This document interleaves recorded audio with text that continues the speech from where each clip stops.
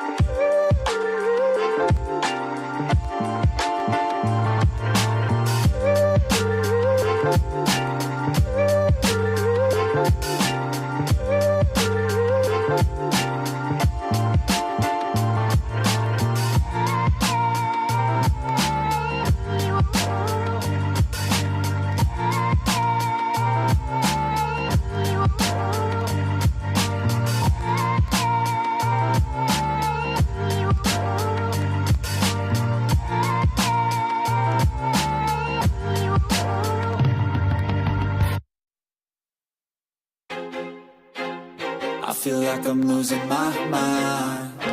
Is everybody in the world blind? Please, Lord, give me a sign, a sign. I feel like I'm losing my mind. Is everybody in the world blind? Please, Lord, give me a sign, a sign. I wanna be the greatest. Everybody on the fake shit. I look around and feel like everybody is the fakest. I make this every day and I'm impatient, hoping one day I blow up from the basement. Statement, the top is so vacant. I don't hear shit that I think is amazing. Waiting for my day when I'm playing sold out shows for 1,000 faces. Hey, give me that crown, get in my way and to be put down. It ain't your place, no, this my town. If I want that shit, then I'll get it right now. I'm losing it, the noose it fits. I'm losing shit, a stupid myth. You choose to live or choose to dip. You choose to fight or lose your grip and lose a gift. Oh, I feel like I'm losing my mind. Is everybody in the world blind? Please, Lord, give me a sign, a sign. I feel like I'm losing my mind. Is everybody in the world blind? Please, Lord, give me a sign, a sign. yeah. There's no mercy in this world, just hunger-thirsty persons in different versions. Each new update, that shit worsens. Why? Pull back the curtain and you'll see the different vermin.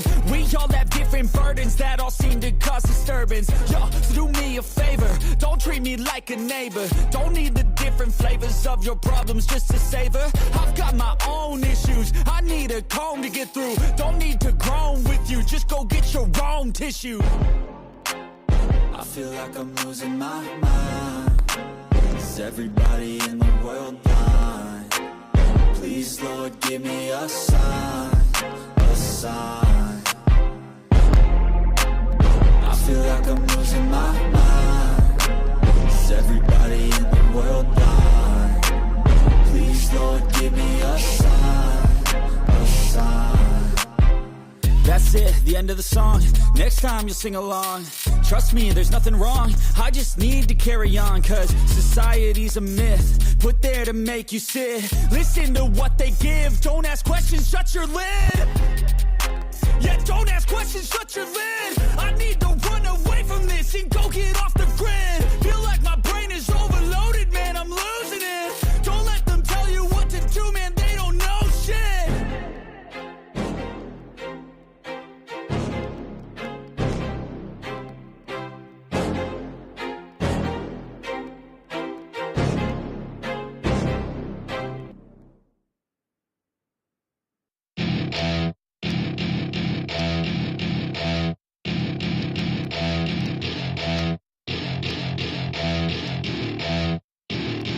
Welcome to my party, we're just getting started. A life is a dream or a nightmare scarring. Hand me a drink cause I think I'm going all in. Get me a shrink who can catch me when I'm falling. Cover up my scars, flip the handlebars. Crashing in my car, wake up in a bar. I'll be a superstar, just on my avatar. This world is so bizarre, empty out the reservoir. Yeah, I'm taking 6 shots, yeah, straight to the face. And I wanna get lost, I'm sick of this place. Don't know how to stop when I'm feeling this way. So I'm taking 6 shots till I'm feeling okay. I think I'm going crazy, don't think I'll get home safe. So I'm taking 6 shots, all straight to the face. I'm taking 6 shots, are you coming with me? I'm taking 6 shots, yeah, straight to the face. And I wanna get lost, I'm sick of this place. Don't know how to stop when I'm feeling this way. So I'm taking 6 shots till I'm feeling okay. I think I'm going crazy, don't think I'll get home safe. So I'm taking 6 shots, all straight to the face. I'm taking 6 shots, are you coming with me? Sometimes you need to let loose, grab juice, get goose, tattoos, taboos, get screwed. Loosen up, buttercup, all those hate comments will never make you feel enough. We're all adequate graduates, heart full of calluses, but we know calculus. Damn, ain't that fabulous? Can't wait to apply all those mathematicus. But we can't get a job that pays us enough. I'm about to pop off. Fuck you, you're lost. We all know that we never really want a boss. So I'ma do what I want to. Something I can't undo. Yeah, I'ma do what I want to. shots, yeah, straight to the face. And I wanna get lost, I'm sick of this place. Don't know how to stop when I'm feeling this way. So I'm taking 6 shots till I'm feeling okay. I think I'm going crazy, don't think I'll get home safe. So I'm taking 6 shots, all straight to the face. I'm taking 6 shots, are you coming with me? I'm taking 6 shots, yeah, straight to the face. And I wanna get lost, I'm sick of this place. Don't know how to stop when I'm feeling this way. So I'm taking 6 shots till I'm feeling okay.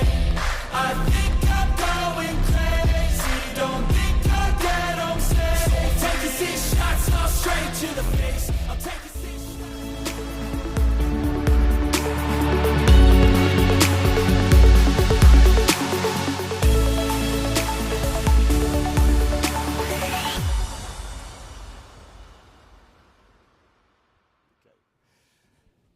Good afternoon, everybody. How are we doing? Good. And everyone as well online, thank you so much for joining us here. This is how I'm going to start. Firstly, Europe is facing a twin transition, a green and a digital one. The digital transition, for a lot of people, is all about tech-enabled businesses. It's about AI, it's about machine learning, it's about emerging technologies. But it's not just about that. It's about equipping citizens with the skills and the tools they need to be able to thrive and prosper in this digital era. And that's incredibly important to us. It's something that's very close to our heart, and we're really excited to welcome you to this event about powering digital inclusion collectively. So I want to welcome you all. My name is Gauri. I'm Gauri Yahai. I am the co-founder and co-director of DigiCo, the digital collective, for many of you that know that. Both here and also online, we're running a hybrid event, so I have to make sure that I keep everybody involved in the event here. Today's a very special day for us because we are officially launching DigiCo, right? And it's taken us a little while to get here, but we've been very excited by the journey that we've been on to get here so far. About a year ago, Lisa Varga and I came together to create DigiCo, focused on a very specific need. We wanted to enable and empower and catalyze programs across Europe that are focusing on a targeted community of vulnerable individuals, and giving them the digital skills they need to be able to thrive in society, and especially within the digital age. We recognized that there was a lot of investment and commitment being made to digital transformation. People were thinking about businesses, they were thinking about how do we get everybody involved in the most emerging technologies, but there was a greater need to focus on digital inclusion. And the pandemic showed this as well. It really showed how big the digital divide was. And we thought there was enough effort being made to elevate those organizations that were focusing on digital inclusion. So that's where the collective came from. That's why we brought this together. Our goal is to make sure that people get given an equal chance to be able to participate in a digital inclusive society. And we know there's a great importance for digital inclusion in today's day and age. But through our experience, working in the field of digital skills, Lisa and I have been working in this field for a fairly large number of years. I won't tell you how long, but long enough to kind of understand the challenges that we face. We recognize there are a lot of initiatives that are happening across Europe that are truly flourishing and actually needed to be elevated and be made more visible. We also recognize that there was a lack of cohesion and knowledge sharing across many different member states across Europe. And we wanted to be able to create an environment where we could do just that. So we launched DigiCo. And in the past year, actually more so in the past 6 months, we've been able to launch 5 partnerships across 4 countries. We've been able to engage and support through those partnerships almost 1,000 learners around digital skills and helping them feel enabled and equipped to be able to participate in society. We've also engaged over 300 learners through our Skillify platform as well. And that's very much thanks to our partners that we have here in the room today and also online as well. Now, we're thrilled and excited to launch today, but we couldn't have done it without the help of Google. So we want to firstly thank Google, our hosts, to have us in the building today, but also Google.org, who've believed in us from day one and supported this mission and this cause as well. Now, housekeeping-wise, if you're in the room, we don't have any planned fire alarms. So in case you do hear one, we do have to get out of the room slowly, calmly. Toilets are on the left-hand side, and the Wi-Fi is open. It's Google. Thank you. So massively appreciate that. If you're online, we obviously want to bring you into this conversation, right? And this is what we are here for, to bring together a conversation. We have a hashtag, Powering Digital Inclusion, which if you're on Twitter, if you're on LinkedIn, if you're on any of the social networks, please use that hashtag and engage in the conversation today. As you know, it's a hybrid event, so we want to hear from you. If you're online, we want to hear you involved in the conversation. So please use the chat, please use the Slido, please engage, please ask questions as we're going through the event today as well. For those that are in the room, we have the QR codes on both sides of the screen, which will help you take part in the Q&As throughout the session. So please do use those to ask questions. And again, it's a conversation, so I'm expecting lots of questions. Many of them are going to be relevant to your cause, your program, the initiative you're working on. So please, we have a range of incredible experts that are going to be joining us on stage today. So I want to hear all the questions, okay? Make sure you keep them coming. Now, for many of you that don't know us, you know, that haven't engaged with us before, and this is the first time of you actually coming across the Digital Collective, I've got a short video here that talks a bit about why we are here, why we exist. And I want to show that to you for a second, and then after that, I'm going to give you a bit more insight into what it is that we are trying to achieve as an organization. Meet Samid. Meet Fatima. Meet Anna. Different stories, different dreams, the same reality. They do not have the basic digital skills to get a job. Did you know, in Europe, 4 out of 10 adults are digitally vulnerable. They have low or no digital skills at all, being socially and economically excluded. 90% of jobs will require at least basic digital skills in the next years. 2023 is the European Year of Skills. Even though digital skills is one of the priorities of the European Union, the most disadvantaged groups are generally left behind. We need to act now. As technologies evolve, this divide is expected to grow exponentially. We need to focus on access. Not everyone can access tech devices, use, and profit from them. COVID-19 widened this divide. Vulnerable individuals. Digital exclusion goes hand in hand with social exclusion. So, we need a plan, a regional action plan, so that by 2030, at least 80% of all adults have basic digital skills. A future in which everyone is included. Join DigiCo, the digital collective, advocates for radical digital inclusion in Europe. Our mission is to close the growing digital skills divide and empower those who need it most. How do we do this? We do so by driving the digital inclusion movement and amplifying the social impact of organizations across Europe. Who do we partner with? We're building an ecosystem to drive collective action. We need to go back to basic digital skills. We need to adopt a targeted approach. Are you in? Let's align efforts and solve this problem collectively. Join the collective. Join DigiCo.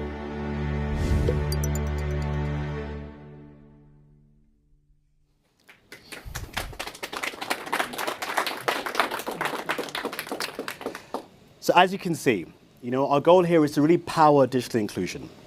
But solving this digital skills gap, it is a complex problem. And it changes across varying different member states. And our goal is to be able to unite individuals in this common cause. Now, when we look at how we put this into practice, what is our methodology we use to be able to get here? There are 3 things we focus on. Firstly, we are a catalyzer of social impact. We want to work with partners, and many partners in the room today, that are really focused on driving social impact within their regions, their areas, their countries, or across the wider regions that they work with. But we don't believe in reinventing the wheel, which is why we work with partners. We try to elevate those programs and help that we can support their projects, existing ones that are going on at the moment, and ensure that we can help them be more impactful, whether it's financially by providing more resources, whether it's tools, whether it's platforms or tech. We're also a tech enabler. So we believe in creating tech that can help engage in digital inclusion, right? We couldn't do this without tech, right? So using tech to drive digital inclusion is incredibly important to us, but it's more important is that it's accessible. So we create platforms that help individuals feel that they can engage and test and assess where their skills are as well. So we launched a platform called Skillify. Skillify is a self-assessment platform.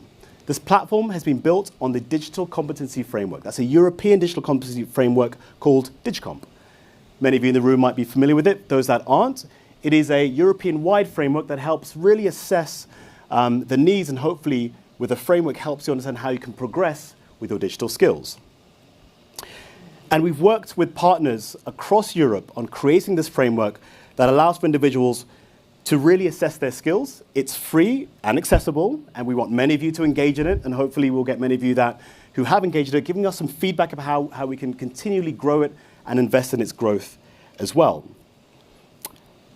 We're fortunate that we've been able to work with our partners to ensure that it's accessible through languages. So we actually currently have it available in 6 languages, Arabic as well included, German, French, and many others. And we're really looking for more partners here as well. So we're looking for more partners that want to support us in creating access to this platform and ensuring that it can reach as many people as possible to drive and power that digital inclusion. The last but not least is that we are a conversation starter. We believe in the power of connecting the dots between programs, but also between people, helping people really share their learnings from the programs they're currently running, but also share their challenges as well, so that other people in other countries can learn about how they can engage those that are more vulnerable individuals around digital inclusion. So as part of that, we've built a dedicated community of practice.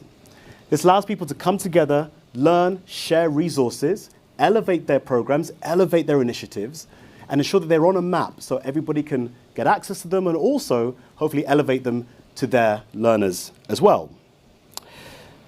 So the relevance of the topic today, we're talking about digital inclusion, right? Again, the hashtag, powering digital inclusion. I want to see lots of that today.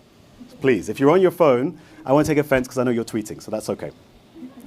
Our goal is to really elevate this cause, but we're diving into a specific target market, target audience, right? And this is one where we believe digital inclusion is incredibly vital. This is where we look at migrants and refugees. It's a topic that's very dear to us and incredibly relevant in this current European context. First and foremost, we know that Europe has welcomed over 7 million refugees from Ukraine since February. And we know the refugee crisis that we're in at the moment is incredibly important for us to see how we can support integration of refugees and migrants into society. We know that integration is also high on the European Union's agenda. And as next year is the European Year of Skills that you're all very familiar with, you'll see many initiatives that are going to be launched to support integration and inclusion, especially using digital skills as an accelerator. And we know the EU's action plan on inclusion and integration absolutely elevates this as well. When we think about the link between social and digital exclusion, it's particularly obvious that migrants who typically enter a new country with fewer resources, fewer access to resource than many others, have cultural and linguistic barriers amongst many others. So we believe digital skills can act as a real leveler for more opportunities. It can act as a catalyst and a vehicle for social integration.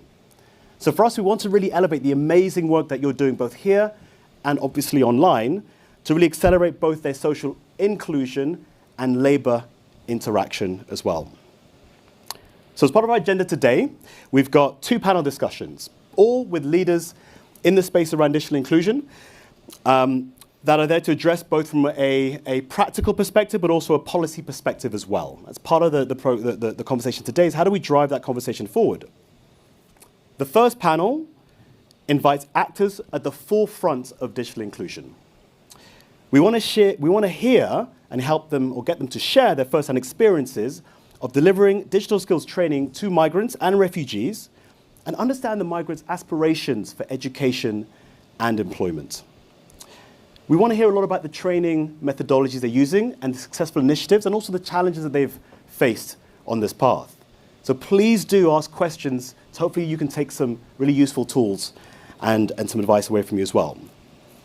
The second panel, which I'm particularly fond of because I'm running it, is all about discussing how digital tools can accelerate labor integration. We're looking at concrete mechanisms, policies that allow for labor integration for migrants and refugees, but also highlight some of the alignment across sectors, right? So how do sectors differ in the way they approach supporting individuals and migrants on their integration into the workforce and in society through digital skills and the needs of their employers as well. At the end, we'll have a networking reception where many of you in the room will be able to all of you in the room can join us for drinks and food, and hopefully we can, as I said, discuss, have a conversation around this, and share challenges and approaches that hopefully can help us elevate the importance of digital inclusion as well. Now, I want to start off with a quick question to the audience. It's actually a poll. So I'm keen to see how many of you are engaging and have already scanned the QR code. If you haven't yet, please scan the QR code, because we're going to do a poll that helps us really put into perspective the challenge that we face around digital inclusion. So I'll give you, and those are online as well, please, you should have access to the link and also the QR code. And you've done it already. So the first question it was, and we'll give ourselves a bit of time as well, which is, which of these barriers affects migrants the most when engaging in learning and digital skills, right? And ideally, we're looking at motivated migrants, right? So we want to understand what are their biggest barriers in engaging in learning and participating in digital skills programs. If you just started, don't be influenced by the results so far. You have to do this without looking and go for the best. Okay, interesting. So we're having quite a range of results. The options, just to repeat them, a lack of prerequisite skills, which is also absence of prior learning and informal learning, price-related constraints, family obligations, lack of time related to work, inconvenient time or place to be able to learn or study, lack of employee support. I'll give it another 10 seconds or so if you haven't been able to log on.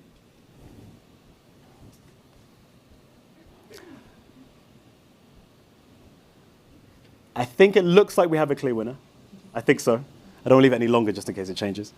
No, look, there are no winners and losers here. This is really important because for us, we're trying to understand what are the true barriers that are preventing or prohibiting some of the target audience that we're trying to engage from being able to access the incredible learning that we're building.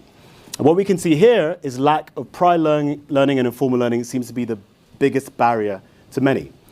We believe the same, and that's actually incredibly relevant because that is exactly what we're talking about today, right? Our discussions today are focused on, what are those barriers to lack of learning? How do you recognize prior learning before you step into a program that exists at the moment? And this is from a study that we saw from OECD, which was a skills outlook for 2021. And we do believe that there are many different factors, contextual factors, that can affect a motivated individual to be able to engage in learning. But hopefully in the discussion today, we'll try to break down some of those barriers and find ways to be able to engage, support, and help these individuals thrive in society, but also in the labor market too. So thank you so much for those that engaged. By the looks of things, we're all technically savvy enough to be able to do that, which is great. Please tweet and engage and share and elevate the conversation while we're here today as well.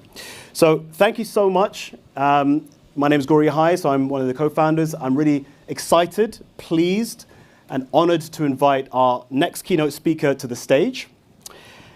And this is Karen Massin, and she's the head of government affairs and public policy at Google.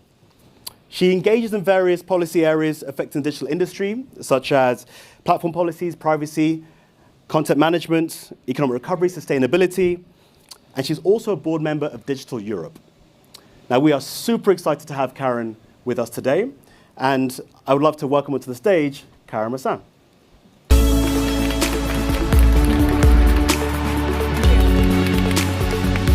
As you can see, Gori and I coordinated our outfit, so we look like twins today, which is very good. So hi, I'm Karen. I actually work in Brussels. I'm delighted to be welcoming you on behalf of Google.org, which is basically helping vulnerable communities all over Europe and all over the world. And when we see that it's important to really increase the capability in terms of digital economy, we're really very happy to actually be partnering with DigiCo.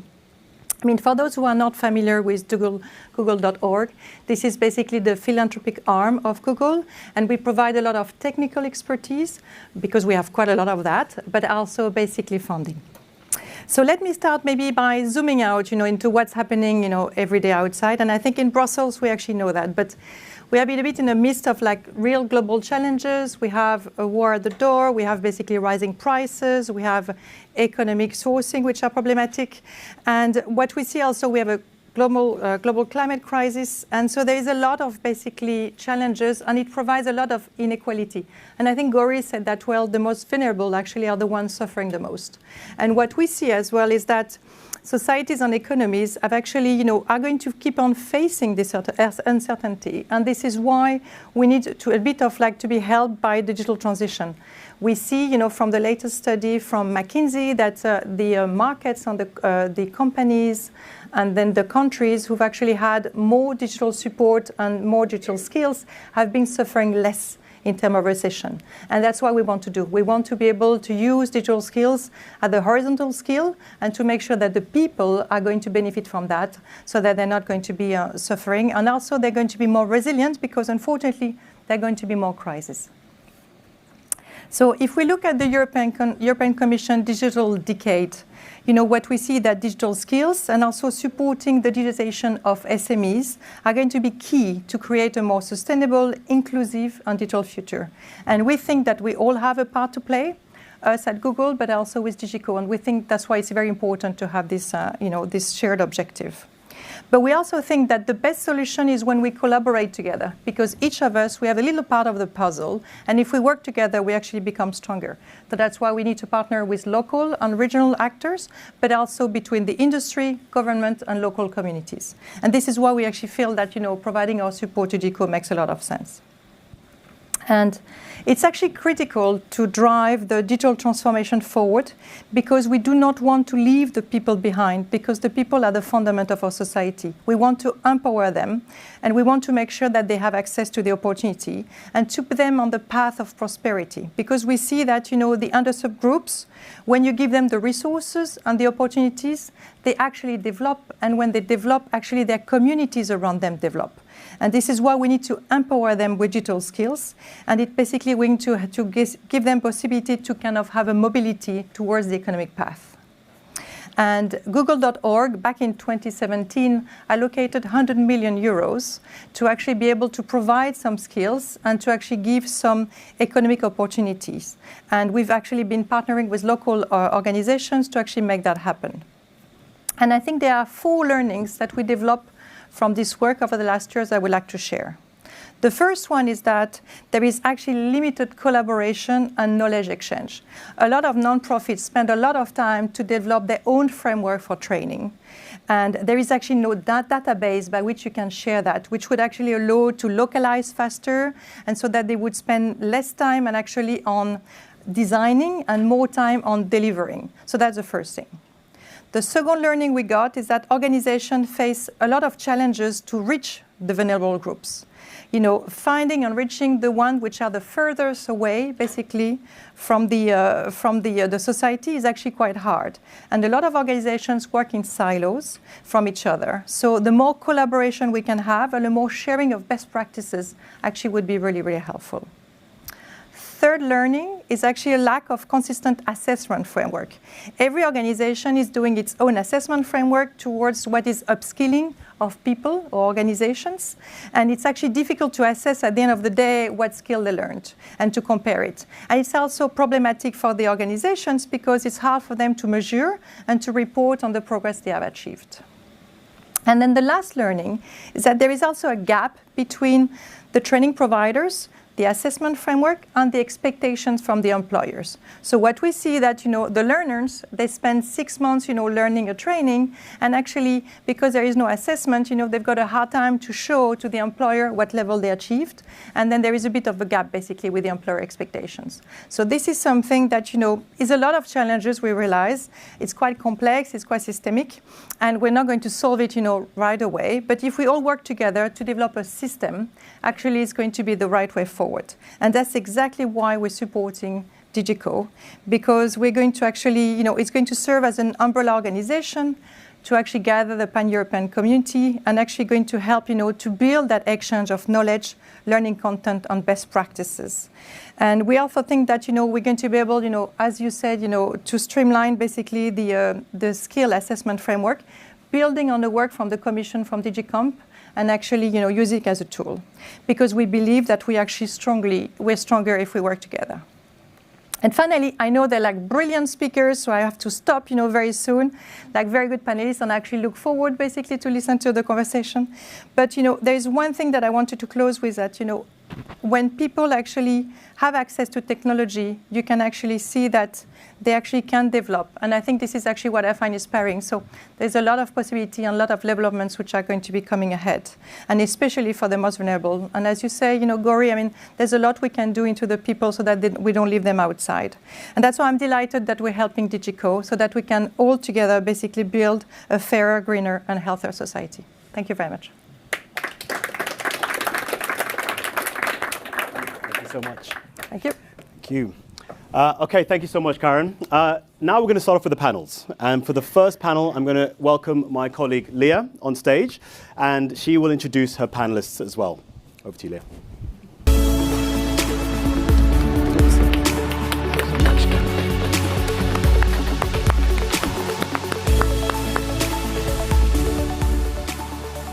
Good afternoon, everyone. I'm Leah Ichikawa, Program Manager at DigiCo, and I'm delighted to be moderating this first panel. I'm joined by three amazing speakers.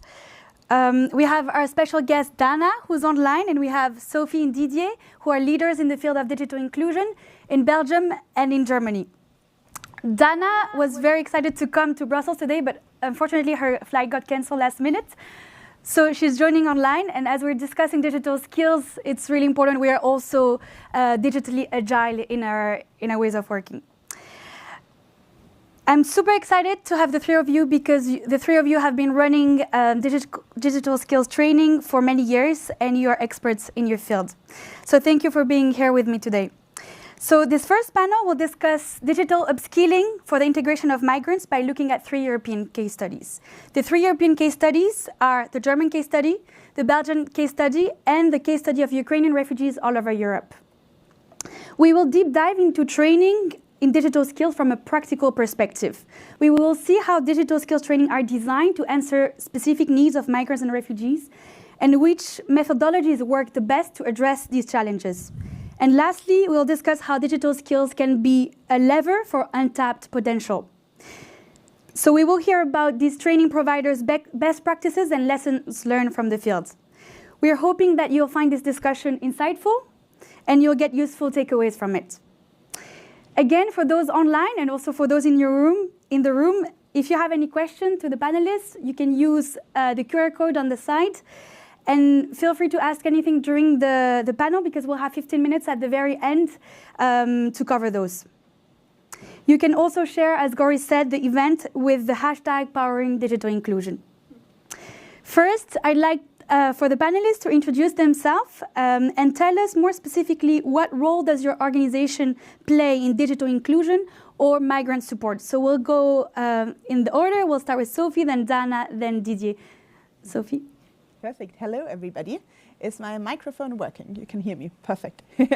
Super. Very nice to be here. Thank you so much for the invitation, Leah and Gori, Lisa.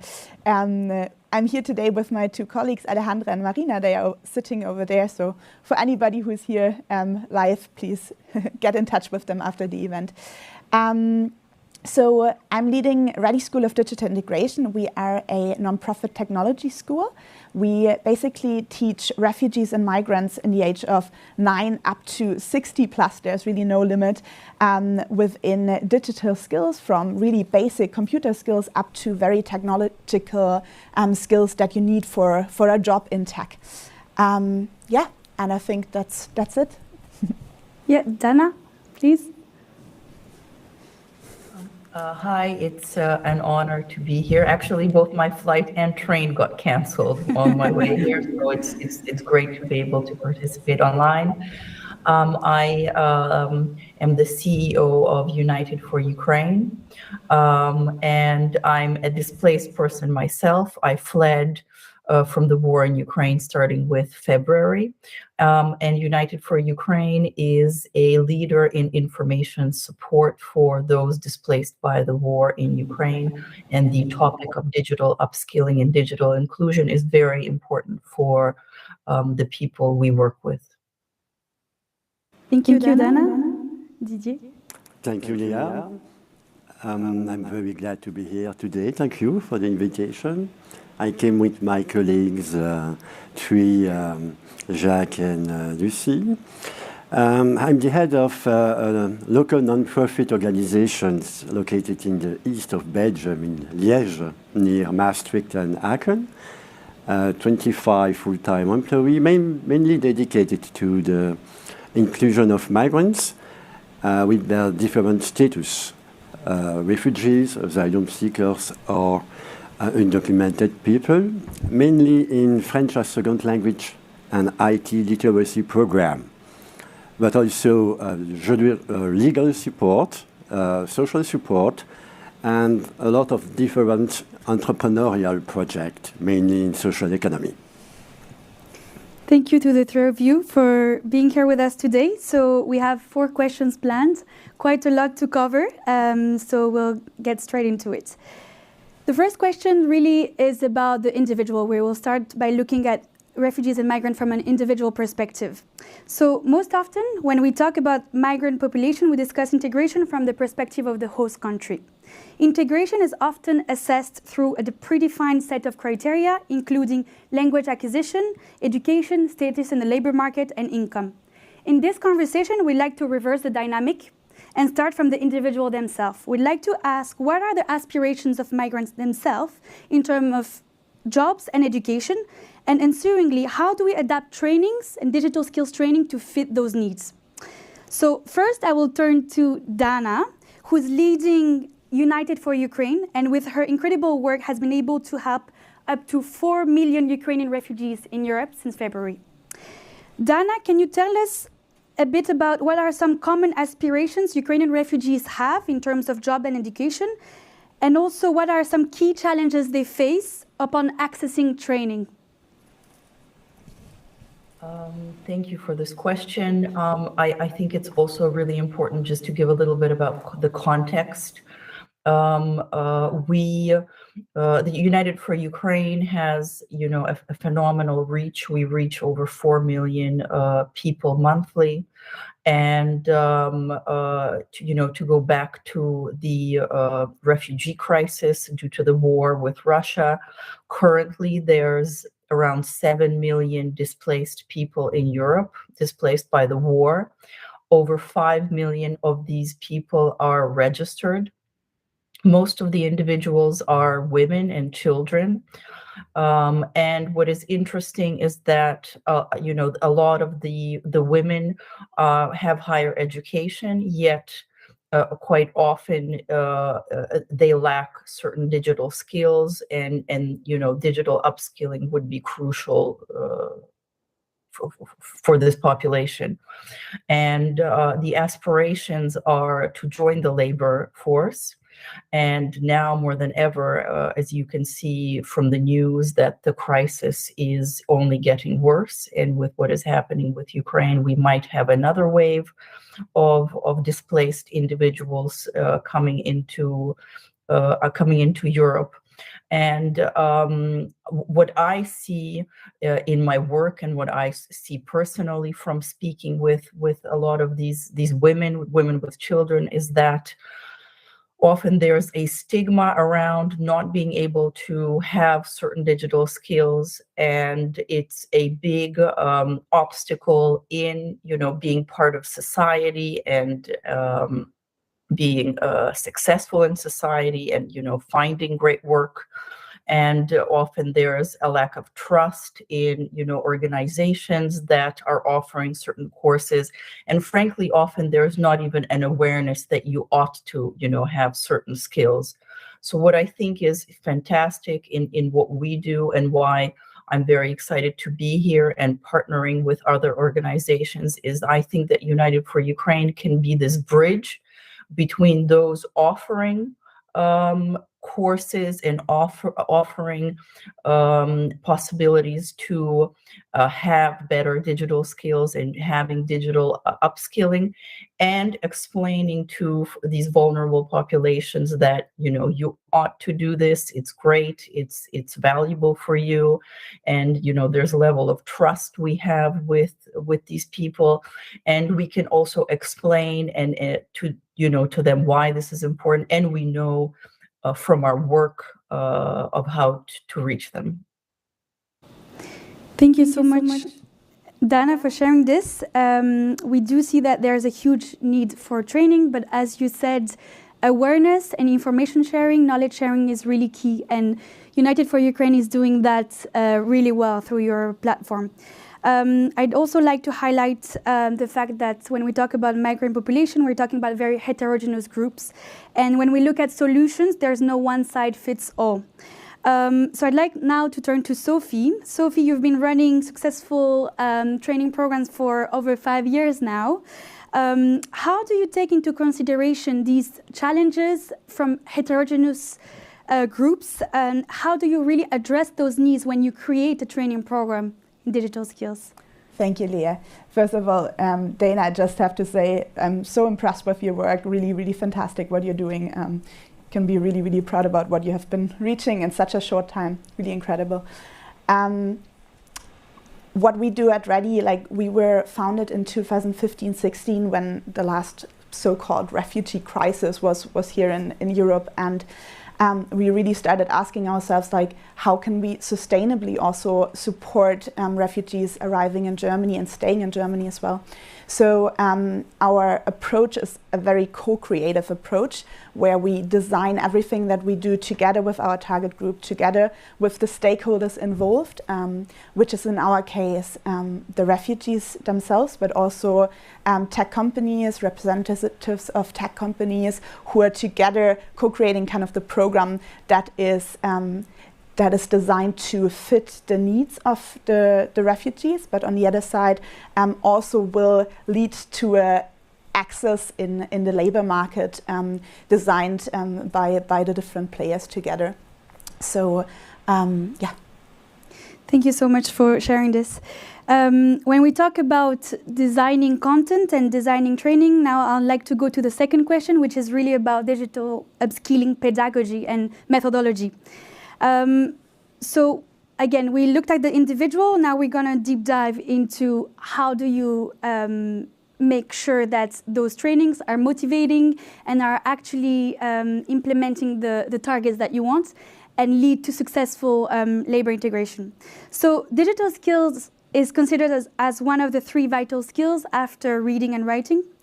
And we have mentioned that migrants and refugees are a very heterogeneous group of people with different skill sets as well. So Sophie and Didier, you both have run, again, very successful skills programs for years now. From your experience, which methodologies have worked the best for teaching digital skills?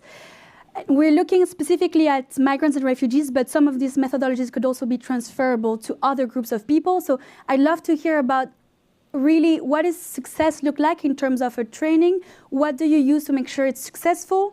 So that we can share some great insights to the audience. So we'll start first with Didier.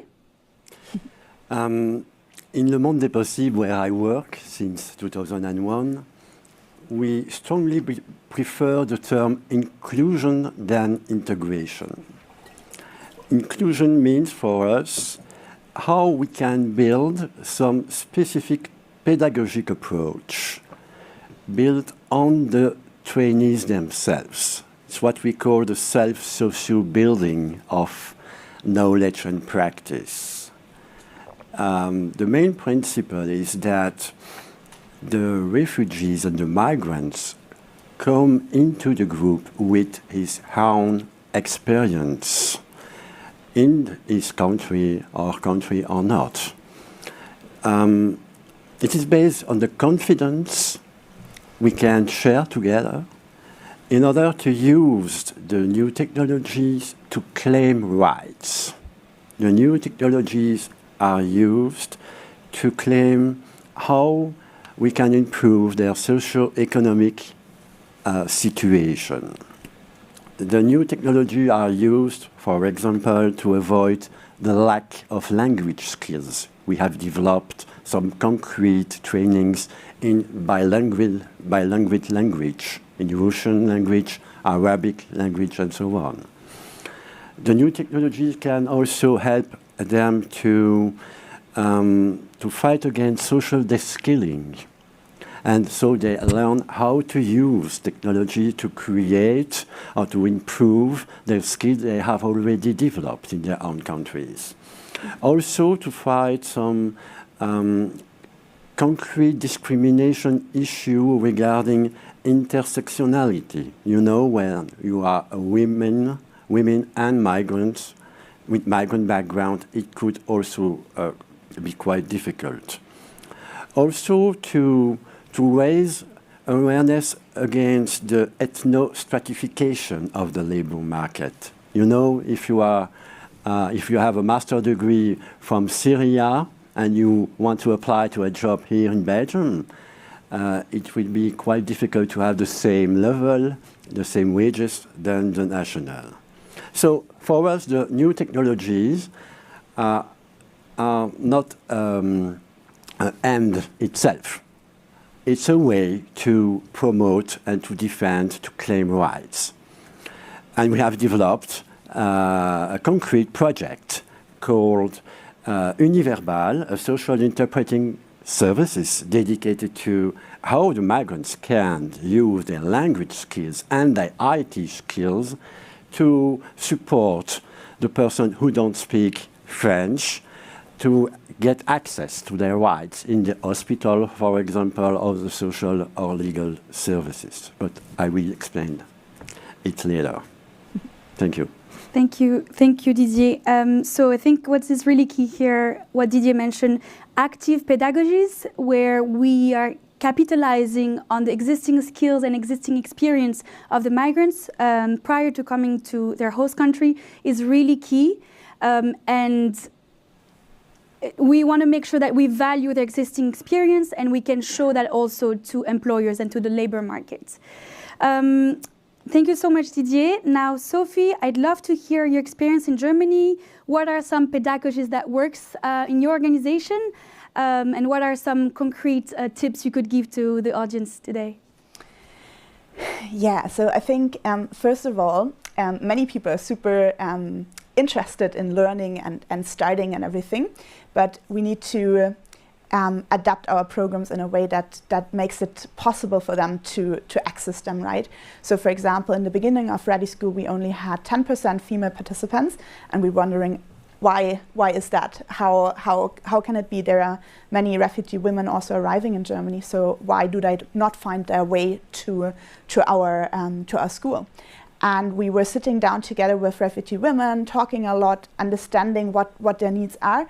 And we saw that the format that we are offering is actually not working for them. Our format usually is happening during the week, during the evenings. In many cultures, it's tradition that the women stay home with their kids, and they cannot just leave their kids at home while they are sleeping and join our courses. So this is why we then started a new program, which was called the Digital Women Program, where we were having classes during Saturdays, where women could bring their kids, and where we offered childcare, so women could actually have the access while somebody is looking after their children in the next room. So this is the kind of basis for this. And what I think what makes our approach very special is that all of our teachers are volunteers, and this has two very big advantages for us and our students. The first one is that they are practitioners. They really teach what they know and work in from a daily basis, right? They are IT experts. They are working in tech companies. They're bringing their knowledge from a day-to-day basis to their classrooms. And the second big advantage is because they are volunteers, we can offer all the classes for free for every participant, so that it's really open for everyone. Thank you so much, Sophie. I think this is really the one point that you mentioned that is really important. The intersectionality between gender and the refugee migrant status is really important. I saw already some questions about this for the Q&A, so we'll go into that later. You also mentioned something that is really, really interesting. You have a really strong network of professionals who are the ones teaching the students. I think this model is very, very powerful. And I really like this concept.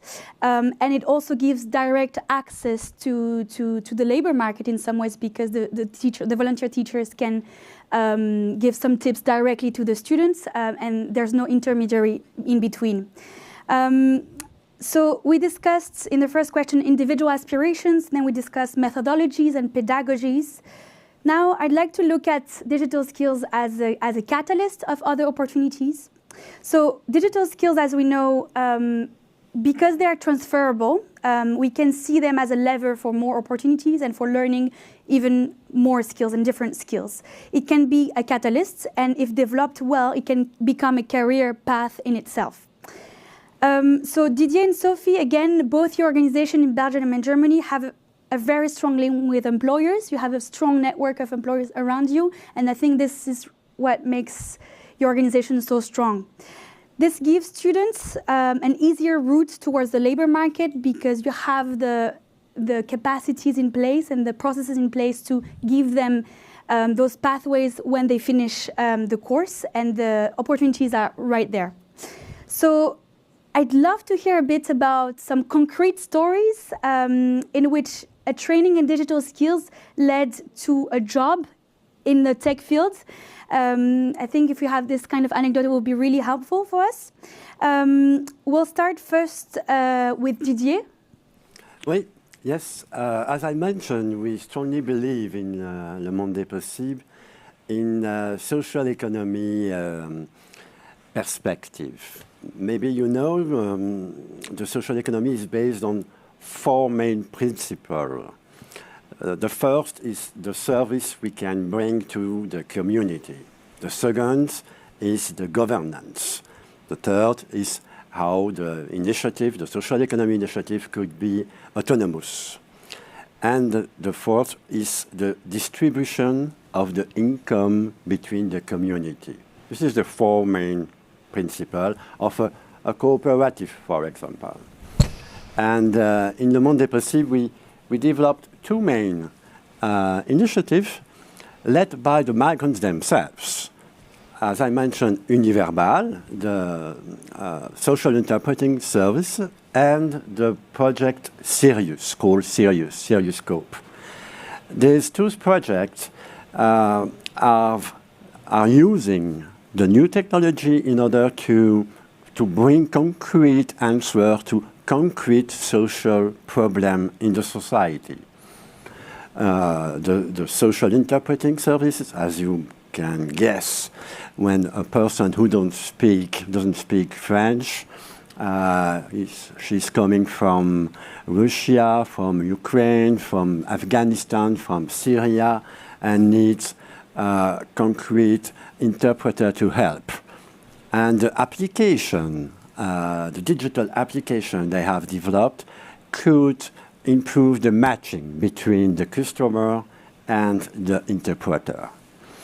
Also, in the Sirius project, they are working on digital skills like coding, web designing, digital arts also, in a way to develop social innovation projects. It's a laboratory. And these projects, these IT skills are linked to entrepreneurial skills. So they have to learn how to realize a business plan, how to realize a marketing strategy, and so on. These projects are quite linked to, of course, employers, but also to specific customers. For example, Sirius has developed, in some cases, a specific answer for the non-profit organization who wants to develop, who wants to have a specific web design solution.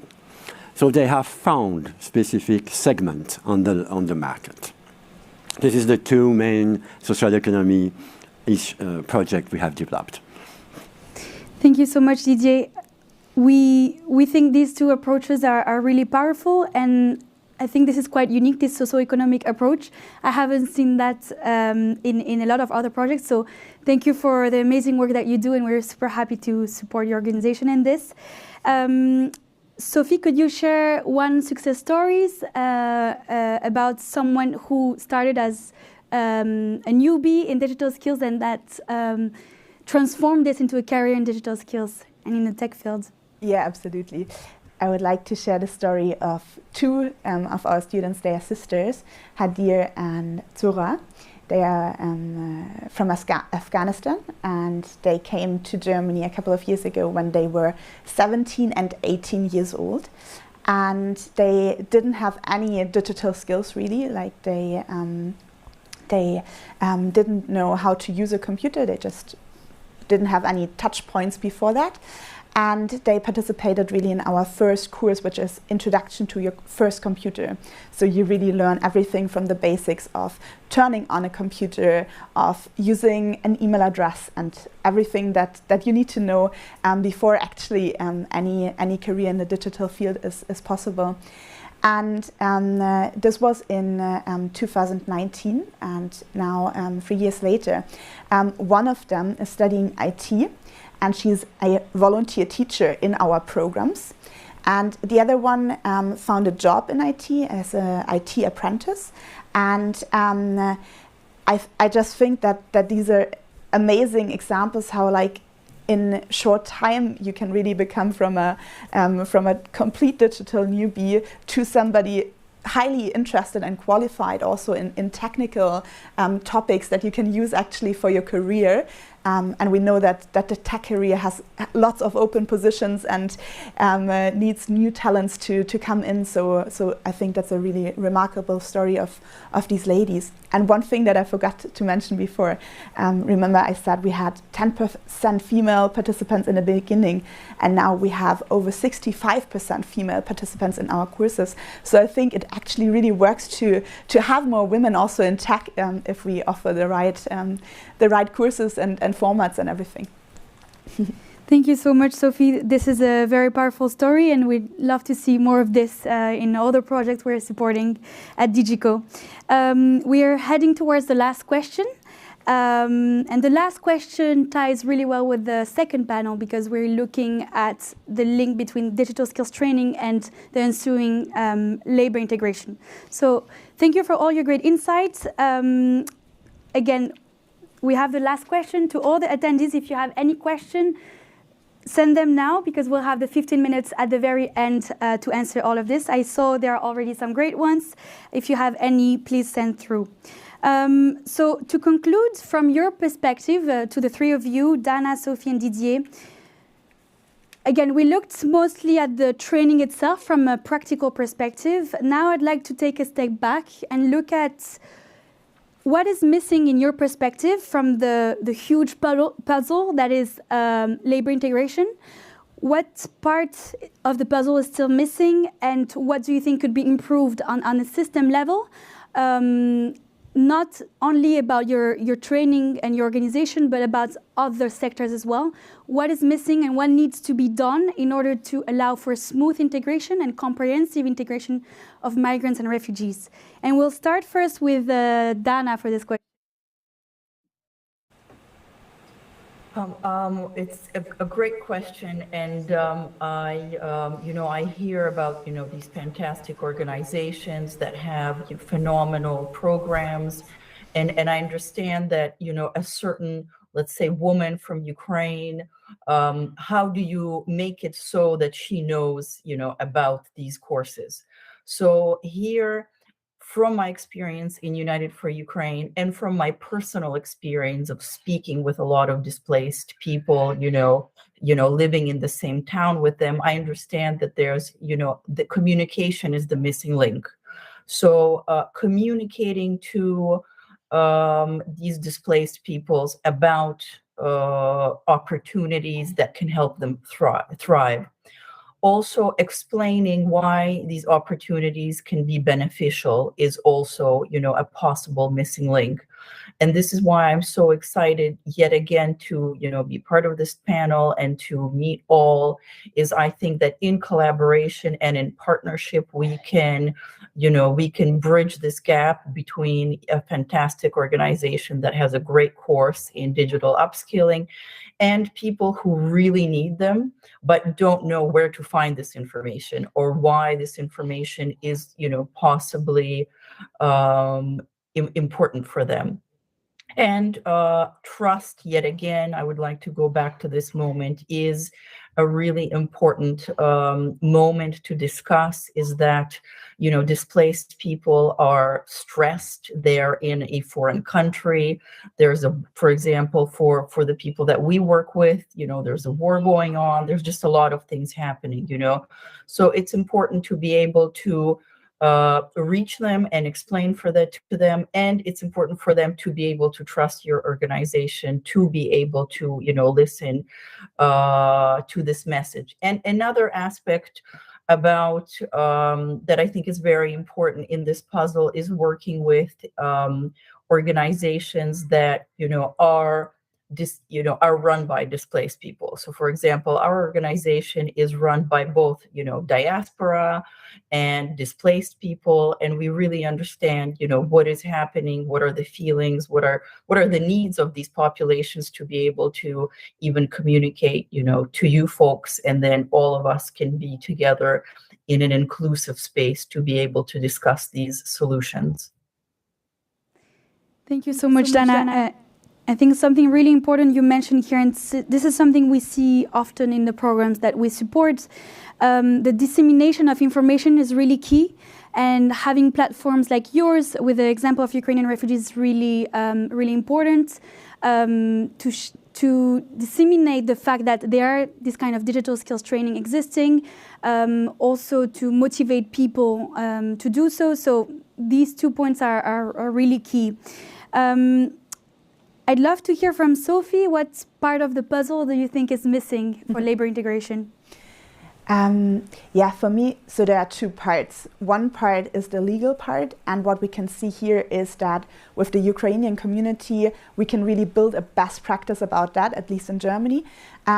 So we can see that Ukrainians receive 2 weeks after they're here regularly like a work permit that enables them to work really, really easily or really, really fast, at least from the legal perspective. That is of course necessary to get a job in the first place. This is unfortunately something that we don't see a lot with other refugee communities.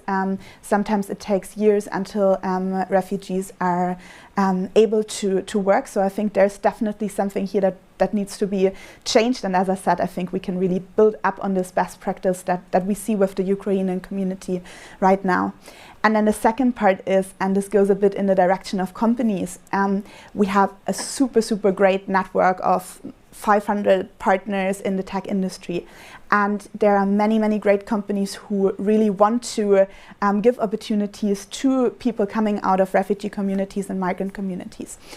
However, what we can also see is that, for example, in the case of the Ukrainian refugees arriving in Germany, many companies want to hire Ukrainians, but then they realize that the reality is that they might not speak English yet or German, and that this is a trouble for them hiring them. So what I would really wish here is that there is a better understanding for the realities of refugees and migrants there, and that maybe there are opportunities created to really develop and learn on the job the skills that are not yet there. And I mean, if we look at the Ukrainians again, they are here since a couple of months. So how can you expect to speak perfectly German yet? I think these are my 2 points. Yeah.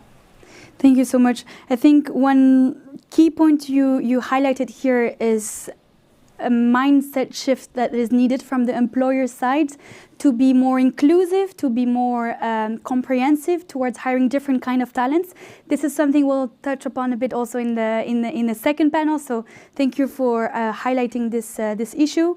Didier, I'd love to hear what is your perspective on this. Which part of the puzzle is still missing? It is pretty close to what Sophie said.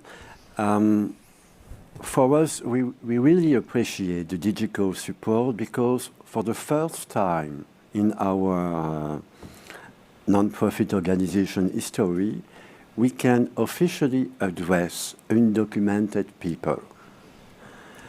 As you know, all the different public policies ignore these people. And in Belgium, there are 150,000 people who have concrete talents, potentialities. And with the DigiCo, we can, for the first time, support them. So one of the first main points is how we can improve asylum policies. And maybe Google can contribute to this.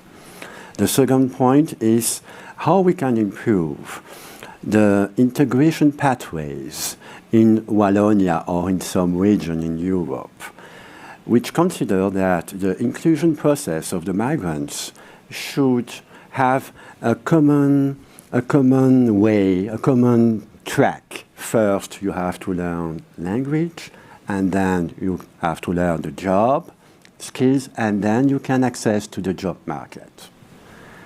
Some concrete integration and inclusion policies shows that that doesn't work.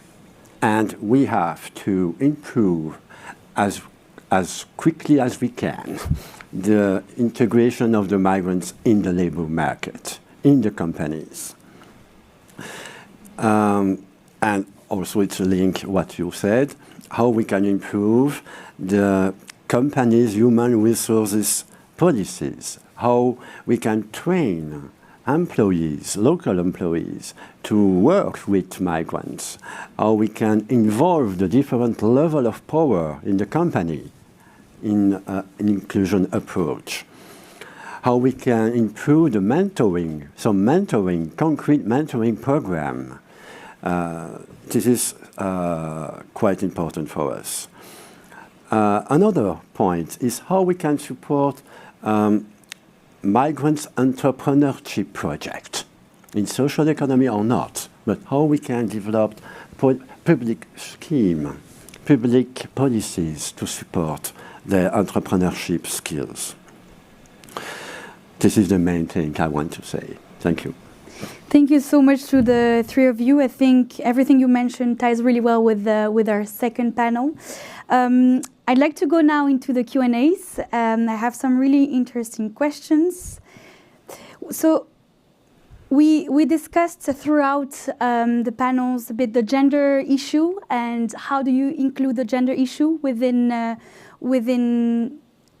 the creation of digital skills training.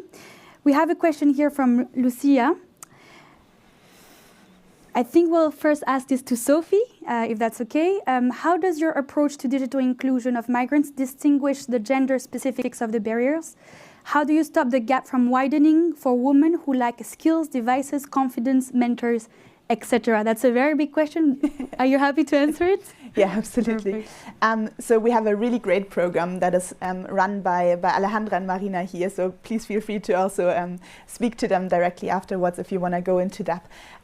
But I mean, I've mentioned already some barriers that exist for women to join courses, right? So maybe looking at points beside that, what we can see is that there is still a barrier sometimes in confidence in joining really like digital and technical career paths. And I think that what we are doing is mainly having really amazing, strong women who are actually in these jobs, being the best role models for our students and really showing them like that there's a place for women in tech and in the digital world in the best possible way. We do that through, for example, mentorship, one-on-one programs. We do that through soft skill and career workshops that we all add up to the digital training that we are doing. And I think what we can see is that at the beginning of our semester and at the end of our semester, there's a huge change in the confidence of women to apply for jobs, to present their projects, to present their work that they have been doing. And I think this is the effect that can show that you can actually reach an increase here. Thank you so much. Didier, do you have additional point to mention on the gender issue that you'd like to share? We are now implementing a program, a mobility program. We don't wait yet that the women are coming in our nonprofit. We have developed a specific program with computing, and we are going into where they are. For example, in the asylum seeker Red Cross hosting center.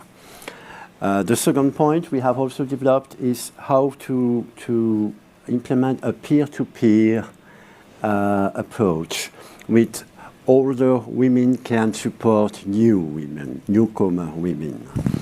It's also quite a huge challenge and brings some concrete relevant result.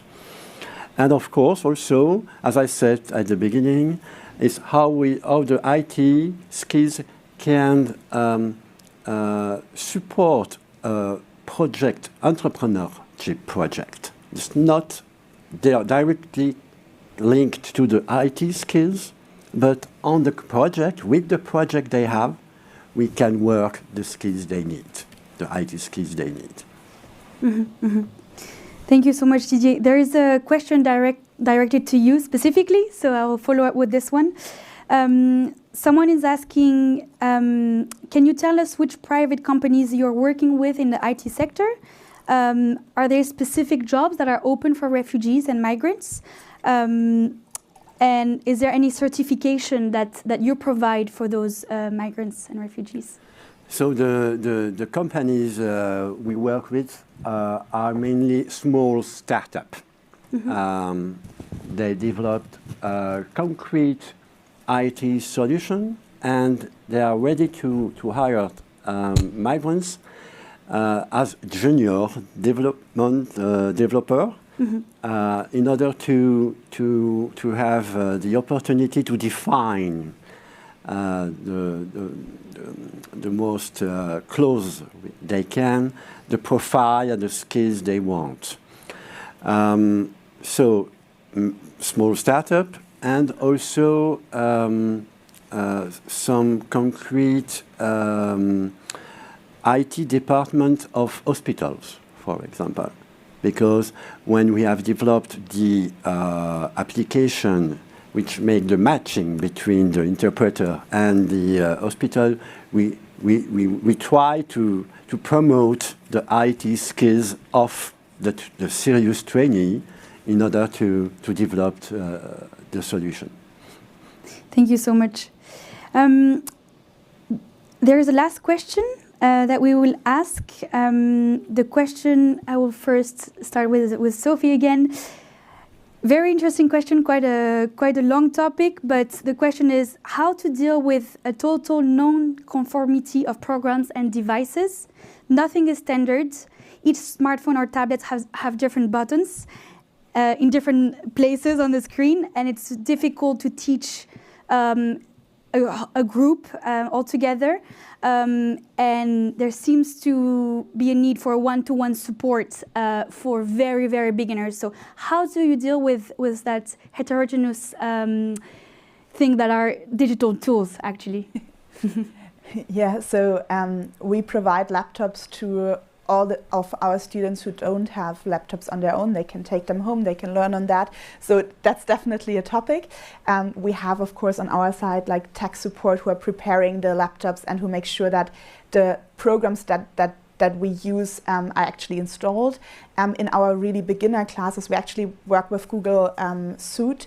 So we really wanted to use a tool that is accessible also for our students after they are done with our classes, so open source. And of course there are ways of finding like conformity in that sense, but I definitely get the struggle with it. And maybe just one example, when the pandemic was present, it was really, really hard to actually reach and teach the real beginners of the digital world. And what these ladies over there did was, I mean, fantastic, together with the community and the teachers. They actually started courses to teach them via WhatsApp, because this is the digital tool that they are actually used to and that they know how to use. So through WhatsApp, they were step by step bringing more digital skills to our students, and I found that really interesting. So I think you can find a common ground also, but a certain kind of installation in the start of the beginning is also, of course, important in order to save some time over the semester as well.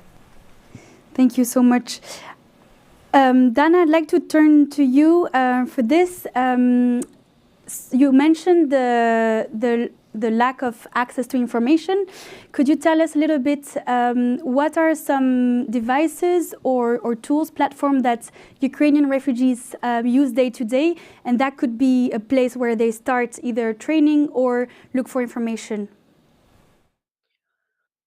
Well, in United for Ukraine, we're obsessed in, trying to do the best job we can to, spread information that is valuable, spread information about, partners offering, let's say, courses, we know where, what Ukrainians use. So, for example, we know that Ukrainians, for example, use Viber a lot, and some, for example, don't even know WhatsApp or don't know how to download WhatsApp, for example. Another interesting tidbit is that we know that, they spend a lot of time on Telegram and Instagram.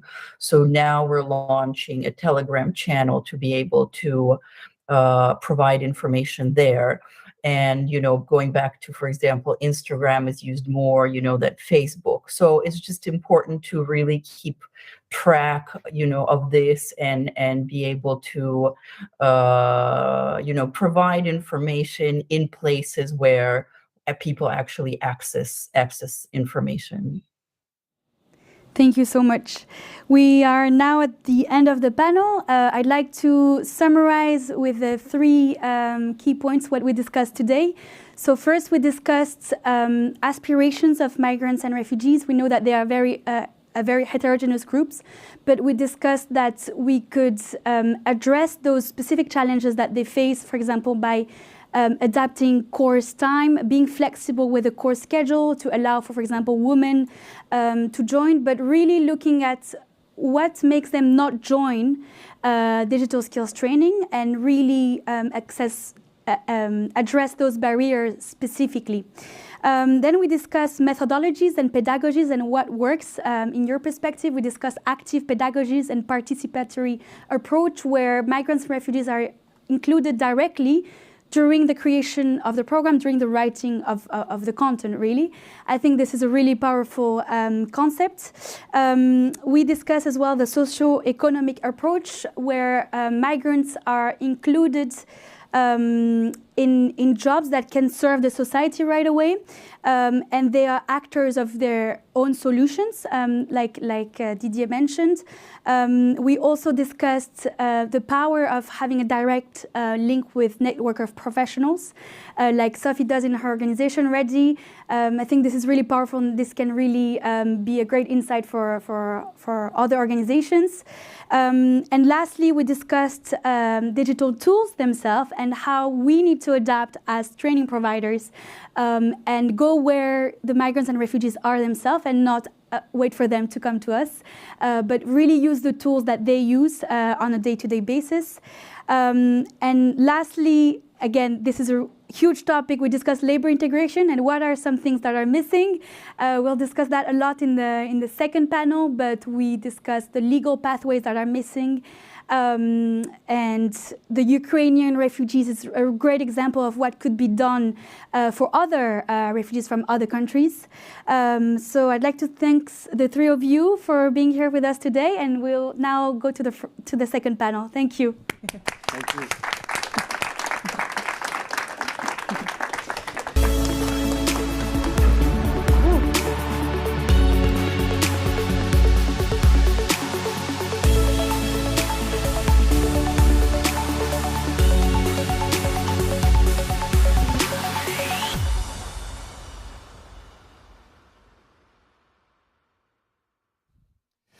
How are we all doing?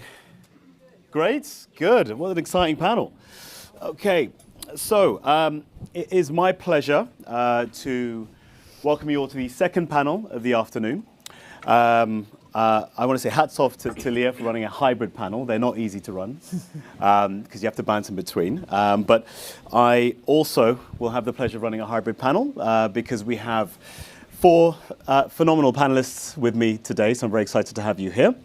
And to start off the panel, again, this session is all about sort of pathways to comprehensive labour integration for migrants and the role that digital can play in this as well. So, you heard earlier in the last panel about what are the challenges that sort of migrants face, what kind of skills are they looking to adopt, and how can we engage them and reach them as best as possible. In this session, we'll look a bit about specifically how can we recognize some of the skills and the prior learning that they've taken on board, and understand from the experts exactly how certain programs and certain initiatives that exist have been effective to engage migrants and hopefully help them with regards to labour market integration.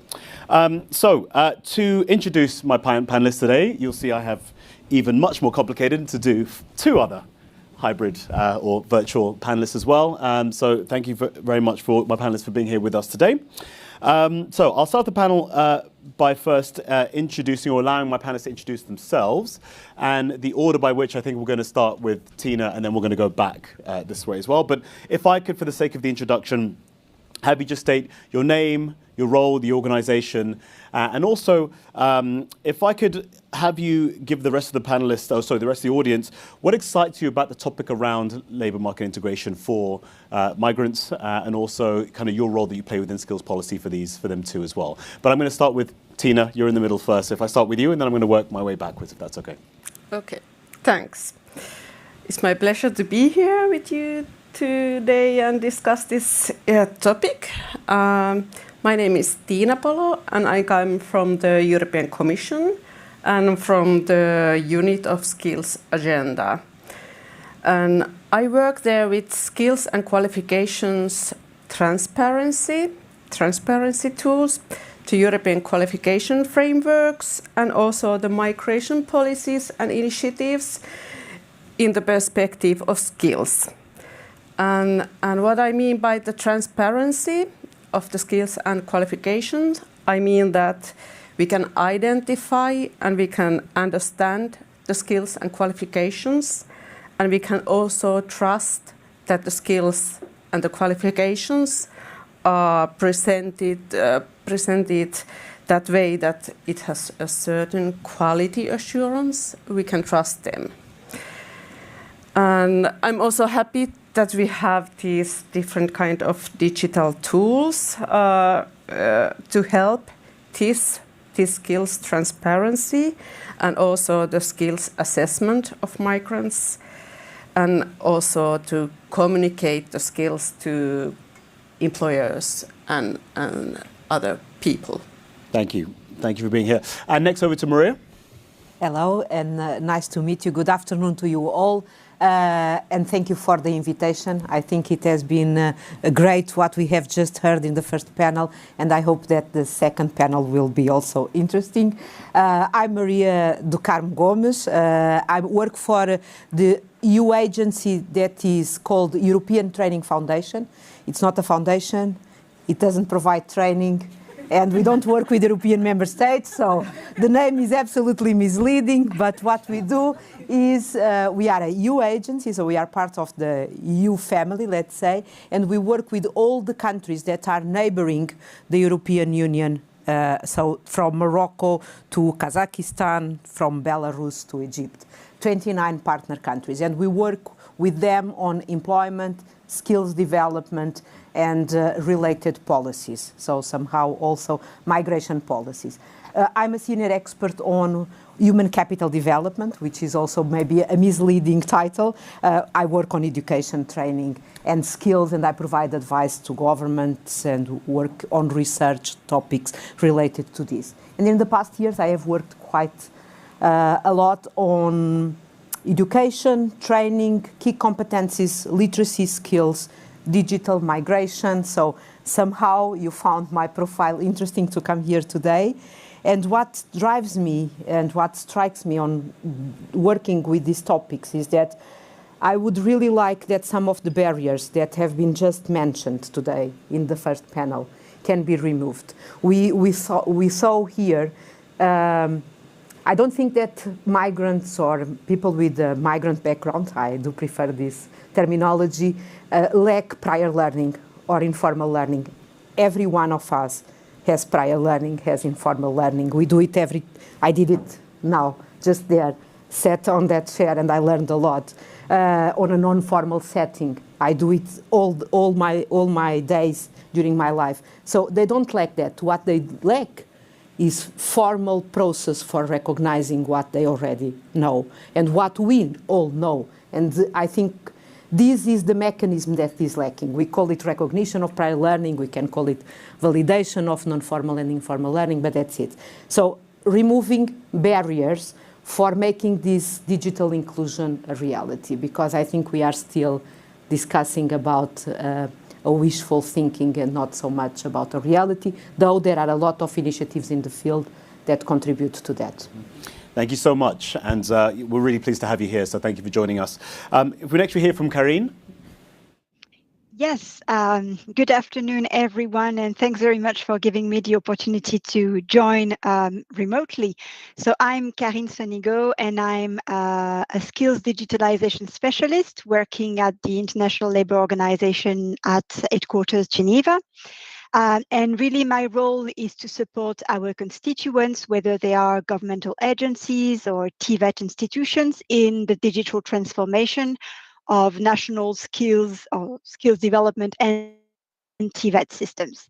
So not only supporting the changing response to the skills demand in the labor market, but also provide support in enabling digital skills development systems, in creating this enabling environment to make it happen. So how do we support policymakers, TVET institutions, to transform the way they not only design and deliver skills, but also provide mechanisms for recognition of prior learning, career guidance, access to training opportunities in an online manner. And what excites me, well, I'm very much into looking at how we can leverage technologies for good, specifically to enhance recognition and portability of skills across borders. So I'm very much looking forward to the discussion today. Thank you. Thank you so much, Karine. And we will be talking about portability of skills, which is a really important topic as well. Last but not least, Amadou. Good afternoon, everyone. My name is Amadou Sako. I'm the IOE, International Organization of Employers Advisors for Africa, Advisor and Project Officer for Africa. So the International Organization of Employers, it's a network of more than 150 employers organizations in more than 150 countries, representing more than 50 million companies. So the IOE is also the sole representative of business in the International Labour Organization. And our vision is to create a sustainable economic environment around the world in collaboration with members and partners that promotes free enterprise and is fair and beneficial to both business and society. So myself, I'm in charge of coordinating the engagement of African employers organization within the International Labour Organization, and also work on several other topics such as informality, so how to help actors in the informal sector to become formal, youth employment, and trade and youth entrepreneurship. So I'm really excited to be here today because employment, skill development, enterprise creation, and entrepreneurship lie at the heart of sustainable development, economic prosperity, and social stability, which are priorities for the IOE. And the key indicator of economic development in destination country is how well the migrants are integrated through labor market participation, quality of jobs held, and equality of treatment between national and migrant workers. And these are all subjects that matters for the IOE. So I'm looking forward for a very interesting conversation. Thank you very much. Thank you so much, Amadou. I think there's some really interesting insights we're going to be able to gather from an employee perspective as well. And we're going to look also at the kind of the sector-specific approach to the needs of the employees, but also matching them with the needs of those from the migrant population or with migrant background as well. So look, the first question I wanted to discuss was all about the skills mismatch between the skills that individuals have or some of the prior learning, whether informal or informal, to what employees are looking for at the moment. President von der Leyen actually recently announced 2023 European Year of Skills. So there's a lot of investment, a lot of focus on skills for next year, and the stakes are understandably high. The European Commission announced that there are several initiatives that are being invested in this space. And that includes obviously upskilling, reskilling, development of skills intelligence tools, understanding prior learning, portability, and recognitions of qualifications as well. But if we're looking at digital skills, over the years, we've seen that there's a mismatch, right, between existing skills at the moment. We saw in the video 40% of Europeans are lacking some basic digital skills, but also the demand for skills. 90% of jobs require digital skills. I'd like to start the question off, start with yourself, Tina, and then go to yourself, Maria. In your perspective, why do you think the supply of skills has not been able to keep up with the demand of jobs? And what have been the biggest failings so far? Have you seen any initiatives that are driving a particular impact in this space? So I can start with yourself, Tina, on that question. Yes, thanks. I'm fully agreeing your forwards. It's really, we have this issue of skills mismatch the labor market, and we are really happy to have the next year as the European Year of Skills, as we can highlight the importance of developing skills and to upskilling and reskilling, and we indeed have quite a few initiatives under that, like you said. But I think the first thing to tackle here to enable better matches at the labor market, we need first to have assessment and identification of the skills. It's quite it's seen that the migrants' skills and the qualifications outside the EU, they are not understood quite well, and acknowledging these skills and qualification helps to access the labor market. And indeed, we need the right skills to match the jobs, but also the jobs should match the skills of the person. And of course, if there's gap between these skills by the job and the job seeker, we need upskilling and reskilling. And also in the very first principle of the European Pillar of Social Rights, it says that everyone has the right to quality and inclusive education training and lifelong learning in order to maintain and acquire skills that enable them to participate fully in society and manage successfully the transitions in the labor market we are having in future years. And also the member states has agreed on this target of social target of that 60% of the adult should participate in training every year. And this is really something that we need. And under the Skills Agenda, launch 2020, we have indeed launched several initiatives under this. Like Karen in the beginning said, we need a large and broad collaboration on this. It cannot be done only by the public bodies or only by the education providers, but we need also the employers. So one of the initiatives in the Skills Agenda is the Pact for Skills.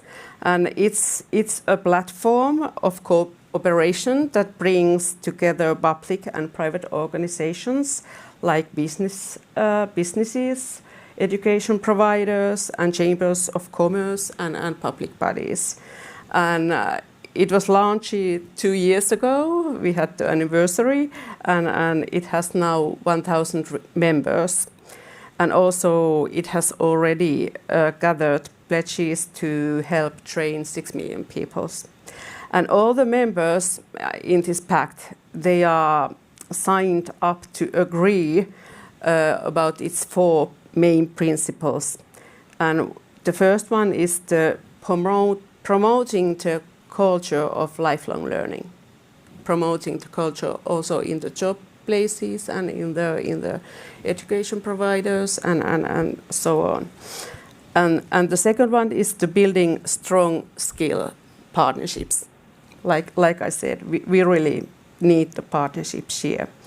And also third is to anticipate the skills needs and also monitor the skills needs, skills demand, skills supply. And also the fourth, but not least, the last one, is working against the discrimination and also working for the gender equality and equal opportunities. We have still, I would mention 2 other initiatives. I would mention the real tools to implement the lifelong learning and to enable the learning to adult people. One is the recommendation of individual learning accounts from last summer. And it really encourages the member states to put up a national registry for the training, validation, career guidance, which would be funded by the training entitlements for all. And also to arrange paid training leave for employed person.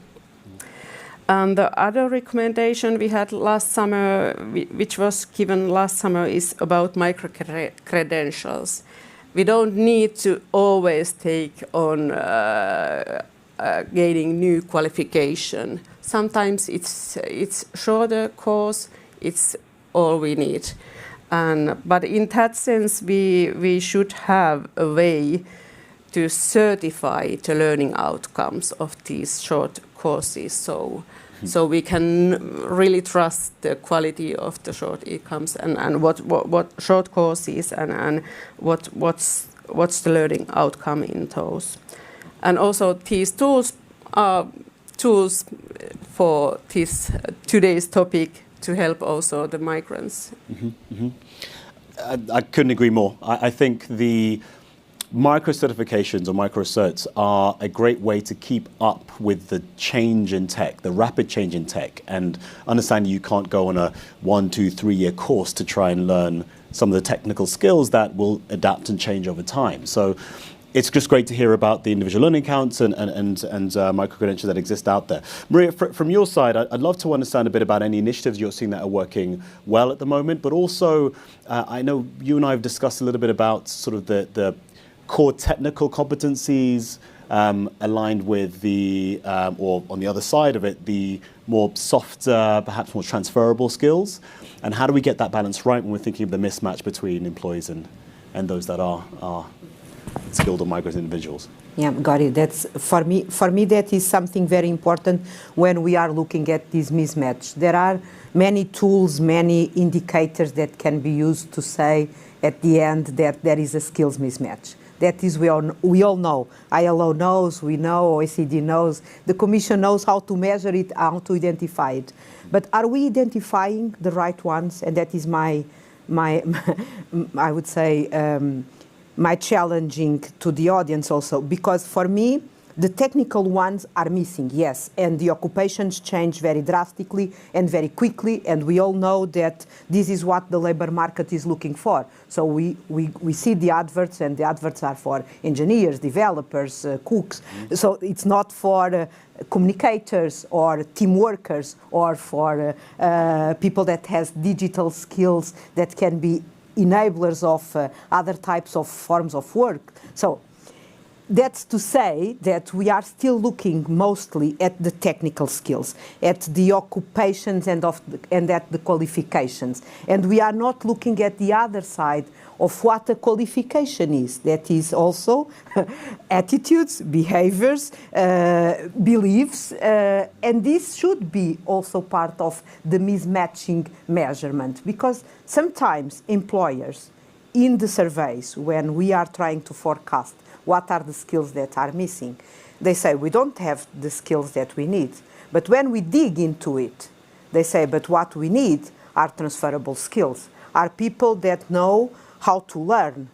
We want workers that, besides the technical ones, and of course the technical ones are very important, I'm not disregarding these ones. We cannot replace an engineer by a non-engineer, and the scientific skills and the knowledge is very important, but it's a combination of skills. And we are not looking sufficiently to the ones that are transversal, that are, as you said, maybe transferable, the ones that are the social skills, and the ones, more important than all for me, that are still the basic literacy skills. When we look at these vulnerable groups, you just show in the video, 40% miss digital skills. But these 40% are an average.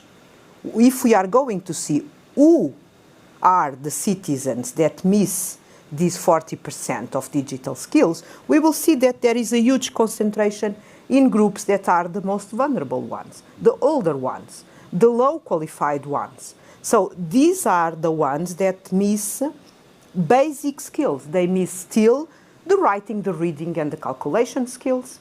Though we think that this is not a problem anymore, even in EU member states, it is a problem.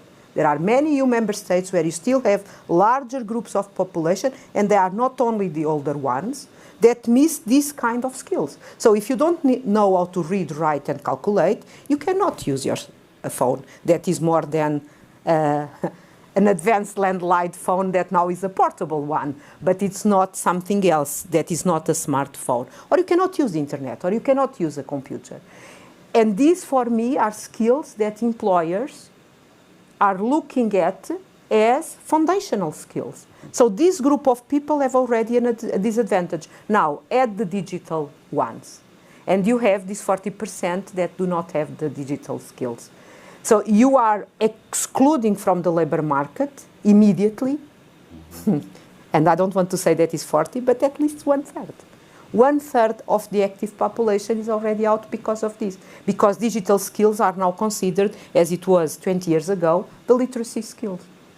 So I wanted to bring this, because I know also maybe Karin will talk a lot about anticipation of technical skills. So I wanted to bring this different perspective on what is the mismatch of skills in the labor market. I think I have the opportunity to elaborate further on initiatives that can be mentioned for migrants, but I will stop here now. No, and thank you so much for giving that, to having us think a little bit differently about the skills that are necessary, because the skills mismatch, we often think about technical, as opposed to actually the transversal skills, which, again, a lot of employers are saying this is foundational, this is basic, but the basic digital literacy skills are absolutely key, right? For you to be able to engage not just in society, but definitely in the workplace as well, which I think is key. Karin, I will come to you, but actually I wanted to have I think more about labor market integration, right? And understanding how digital skills can be an accelerator towards that. Look, if we're looking in the specific case of migrants and refugees, they typically do face more struggles than other groups, right? We understand that it might be culturally, might be linguistically, it could be a basic literacy skill challenge that they have, and many of them actually enter the European market with skills and qualifications, but they're not also recognized. I want to start with Amadou first before I come to you, to Karin, apologies, but I'd love to know from your perspective, or actually more importantly from an employer's perspective, what are some of the opportunities you can see that are arising around how employers can welcome in or even recognize some of the skills that some migrant individuals or refugees actually have? And how are employers embracing some of the technology to be able to recognize these skills, or how are they trying to recognize these skills that these migrants have? Thank you very much. So from the very outset, I really like to commend the initiative of DigiCo which mission is to ensure that all people have access to skills that can improve their lives and help them thrive in the digital age through collective unified approach. So my remark that will follow will further explain why I strongly support and applaud the work of DigiCo. So let's start by trying to get a clear picture of immigration in Europe. So according to the European Commission, the European Union is the home of 21.6 million third country nationals, accounting for 4.2% of the total EU population.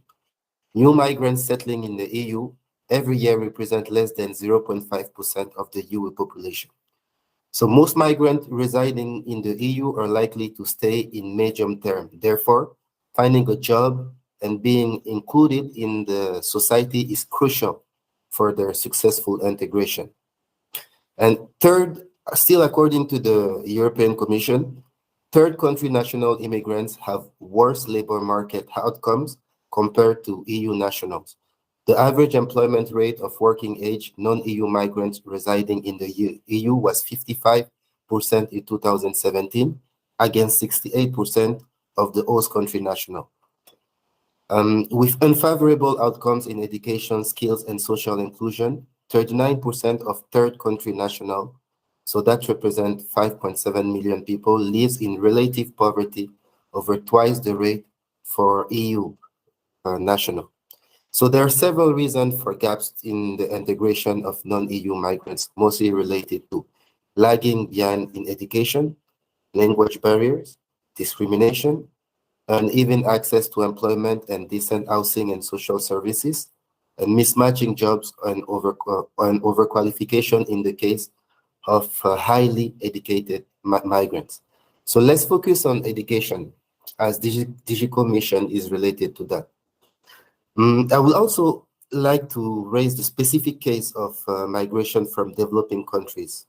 So movement from the developing countries to the European industrialized countries have been a consistent trend for many decades.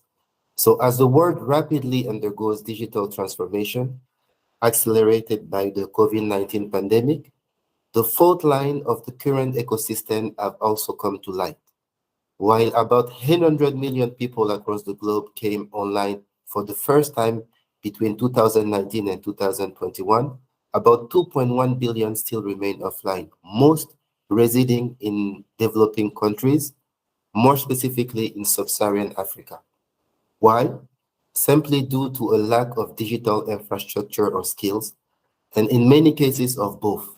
So this is why the International Organization of Employers, the IOE, in partnership with a Renault IT company, has decided to launch a Tech at Work program called Tech at Work, aiming at upskilling 20,000 young African people in digital skills. There is a huge digital divide, a digital gap between developed countries and industrialized European countries. And employers are the one who uses the workforce. So we are in a pole position of identifying and of posing the appropriate action in order to fill this gap. In short, many migrants coming to the EU from developing countries, especially sub-Saharan Africa, have a lack of digital skills due to the lack of infrastructure and digital skills development in their country of origin. So in countries of destination where organizations are going more and more digital, fostering digital skills is a way to foster migrants' integration into the labor market. And I repeat, employers, through employers' organization, we have the role in identifying and filling this gap through programs such as the Tech at Work program, where we directly go in country of origin, in this case in LDCs, least developed countries, in order to fill the gap by elaborating a program such as the Tech at Work program in order to upskill young African people. Thank you. Thank you very much, Amadou, and I congratulate you for launching the Tech at Work program as well. And I'd like to move on to Karine as well. You do a lot of work from a sector-specific approach, understanding what the needs of employers are across different member states as well. And I'd love to know from your perspective, are there any initiatives that either you're working on that might really help us understand how employers can better learn what skills they need, and also what skills that migrants can really bring, or refugees can really bring into their organizations? And also another question on technology. So how can technology itself support accelerated learner journeys? How do we really leverage the power of tech when we're looking at trying to kind of drive that acceleration into and integration into the workforce? Thank you. Well, to try to leverage and complement what previous speakers have already said, you were referring to how digital skills can accelerate migrants' integration in the society, and I would say that the skills development opportunities when it comes to digital skills, but any type of skills eventually, should really be part of an integrated experience, from skills profiling that was referred to career education or career guidance, skills development opportunities, and access to decent work and employment opportunities. I would say that without this, we would end up with, a lot of isolated, non-strategic initiatives where individuals, and again, migrants specifically, would maybe have visibility on, maybe not, and would end up with,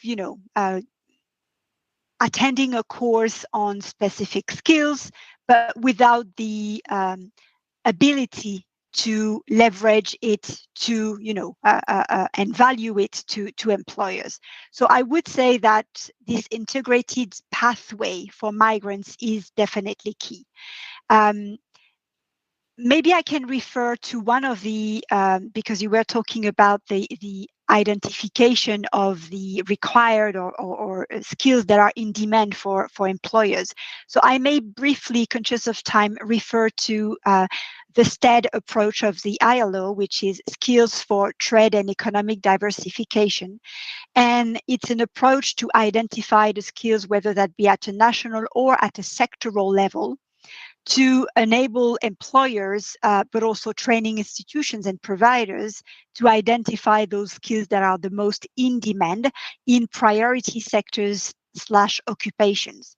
And when it comes to those approaches to identify skills needs, a common recommendation that comes out of it is to set what is called sometimes sector skills councils or sector skills bodies, where you are represented not only governments and skills development institutions, but also employers and workers organizations, as well as the industry and the private sector, to make sure that, as you said, the supply for skills is really aligned to the demand.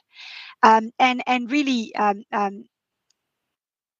in order, if I can say like this, like in order to be for digital skills to be a booster and enabler to decent work, we can also say that migrants need information on the type of skills they need to be developing or increasing or maintaining to boost their employability.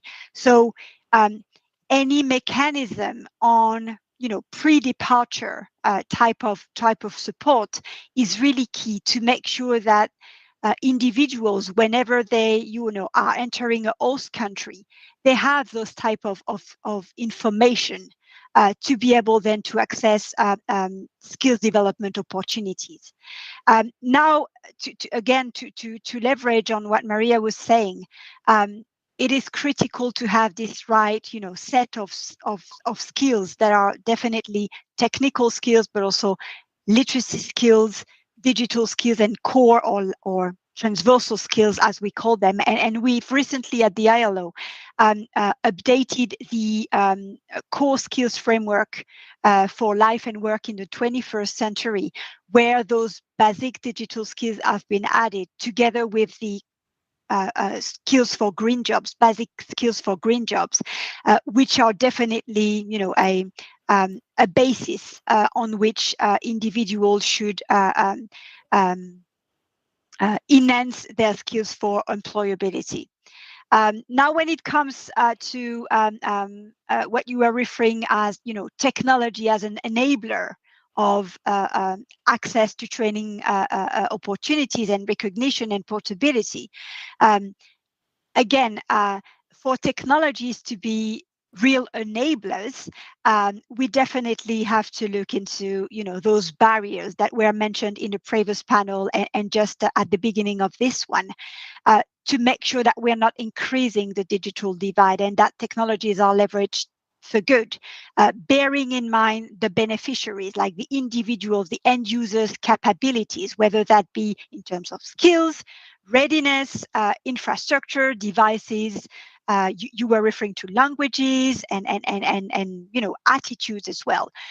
So technologies in that sense should be used only if they had value, only if they facilitate, access and enhance experience and efficiency. And in that case, yes, technologies will be an enabler to maximize outreach for the most vulnerable, whether that be, for people on the move that we are, focusing our attention on to today, but also for more, remote and rural areas, for women that we've referred to as well, people with disabilities, etc. So the fact that technologies enable those more flexible learning pathways or pathways to employment is really key, and we may touch upon the how technologies can facilitate access to recognition of prior learning processes, and I would be glad to say a few words on that too. Thank you. Absolutely, and thank you so much for that, Corinne. I think it's very important that we understand information is key, right? So where do they go to get the information to learn about what skills are needed in which sectors, and how do we ensure that people are enabled to be able to find the information or the learning they need to be able to get into the sectors or the employment as well? So I'm now going to move on to the recognition of prior learning. I think it's a really important point that many of all my amazing experts on the stage and online have the ability to talk about. But I'd love to start with yourself, Tina. So understanding what tools or frameworks exist at the moment that can be used to recognize prior skills, but also support career development and career guidance. I'm aware that there's a skills profiling tool, for example, which I think would be great to learn a bit more about. But I'd love to know a bit about sort of why these created and what's been the impact so far of tools like that. So if I start with yourself, Tina. Yes, thanks.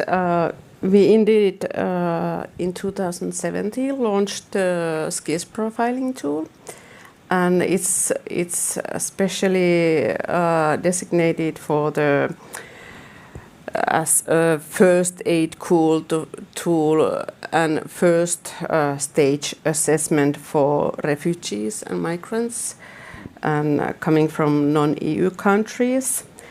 And it really serves as a first assessment, overall assessment of the skills, starting from basic skills, and it can support the further and deeper assessments and forms as a basis for the further guidance and for the further services needed, and maybe identifies the upskilling needs, or even shows if there are already skills matching the labor market. And this tool is online, multilingual, and it's used by the officials or the non-governmental organizations who first meet the refugee when he's entering to EU. And it's filled by the advisor or social worker or project worker together in a dialogue with the third country national coming here. And it has all the member state languages and also the 7 languages most common used by the refugees coming to EU. And it can be also used by individuals by themselves. You can find it online, and you can report out like a CV or what you can help to produce a CV. And it's really the first assessment tool we are offering here. But I would like to also introduce, we have the other tool also, the Europass platform, which is also online tool, and it's the major tool for individuals themselves to form a CV or manage their career by updating their CVs and share it with employees, and also to find these training offers in member states. And it's also connected to Euros, where you can find jobs here in the Europe, and that's the tool we have renewed, and it's now focused for the more broader public. So the skills profiling tool and the Europass platform. Fantastic. Yeah, they both seem like fantastic platforms, and I'm familiar with Europass, and the skills profiling tool is actually particularly interesting. I'd love to hear from your perspective, Maria. Have you seen that tool being used or implemented? Do you have any examples or stories to tell about how we can leverage a tool like this to be able to help individuals understand how they use their skills or showcase them in a certain way? Yeah. In fact, we did in Turkey together with ILO, and it was a project with EBRD, ILO, and the ETF has also collaborated on trying to identify a model. First, it was the model, and then it was implemented in practice, and with I would say thousands of individuals benefiting from it, that as integrated in that model, the youth skills profile toolkit. So it was really, as Tina was saying, at the first stage, at the front desk, each refugee that was accepted in the camps. There was this kind of centers, hosting centers in Turkey that was as a reflex of the Syrian crisis. They have been created and they have been supported by a specific EU fund for that. So in these centers, the first stage was to guide, inform, and try to identify, profile what were the skills that each of those persons already have. So our 52%, I stay with this 52% in my mind with the poll that says that people don't have they lack the informal or the prior learning. No, they have. We might miss this kind of tools that can be used for assessing it. So the youth skills profile toolkit, I don't know if it is possible to share because it's only one slide, but what we did with this model was that we tried to identify the routes towards labor market integration. So the first stage was to use the toolkit as the first tool to identify what people already have. The tool doesn't make only an assessment of skills, it's a self-assessment, but it doesn't make only an assessment of skills. It also asks each of the candidates, of the beneficiaries, a lot of questions on their social background, on their cultural background. So it's really a very interesting and powerful tool. I really recommend that providers that are working with migrants, other institutions, NGOs, social economy organizations, that they really look at this tool because it is quite powerful and is translated. It's a multilingual tool, which we don't see so often. It is translated in, I think, 50 or more languages that are identified as relevant languages of origins of those migrants. So it is not done for member state citizens. It's done exactly for the migrants. And what we did was to use this at the first stage, and then employment and migration services were working together. First, to identify the group of people that have already diplomas and skills, and they were documented, so they could benefit from any kind of recognition of qualifications.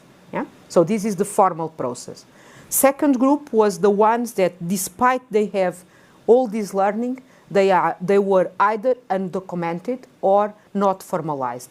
So these ones were beneficiaries of recognition of prior learning or validation of non-formal and informal learning mechanisms in occupations that were in more need of the labor market, of the Turkish labor market. And the third group was the ones that, despite they had already some skills and the assessment with the tool proved that, they were the ones that needed most training. So they were the third group that were then direct towards training programs. And these training programs should be already part of the active labor market measures existing in the country, or to be developed together with ILO. We did that work also to identify what kind of active labor markets could be done, so they could be trained and immediately, or as much as possible immediately, integrated into labor market vacancies.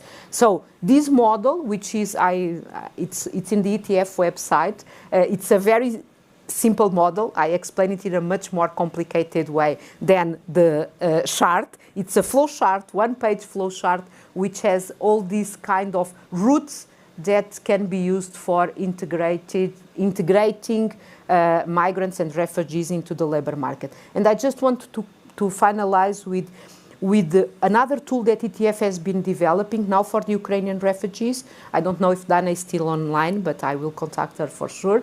That is an information tool. What we did was we tried to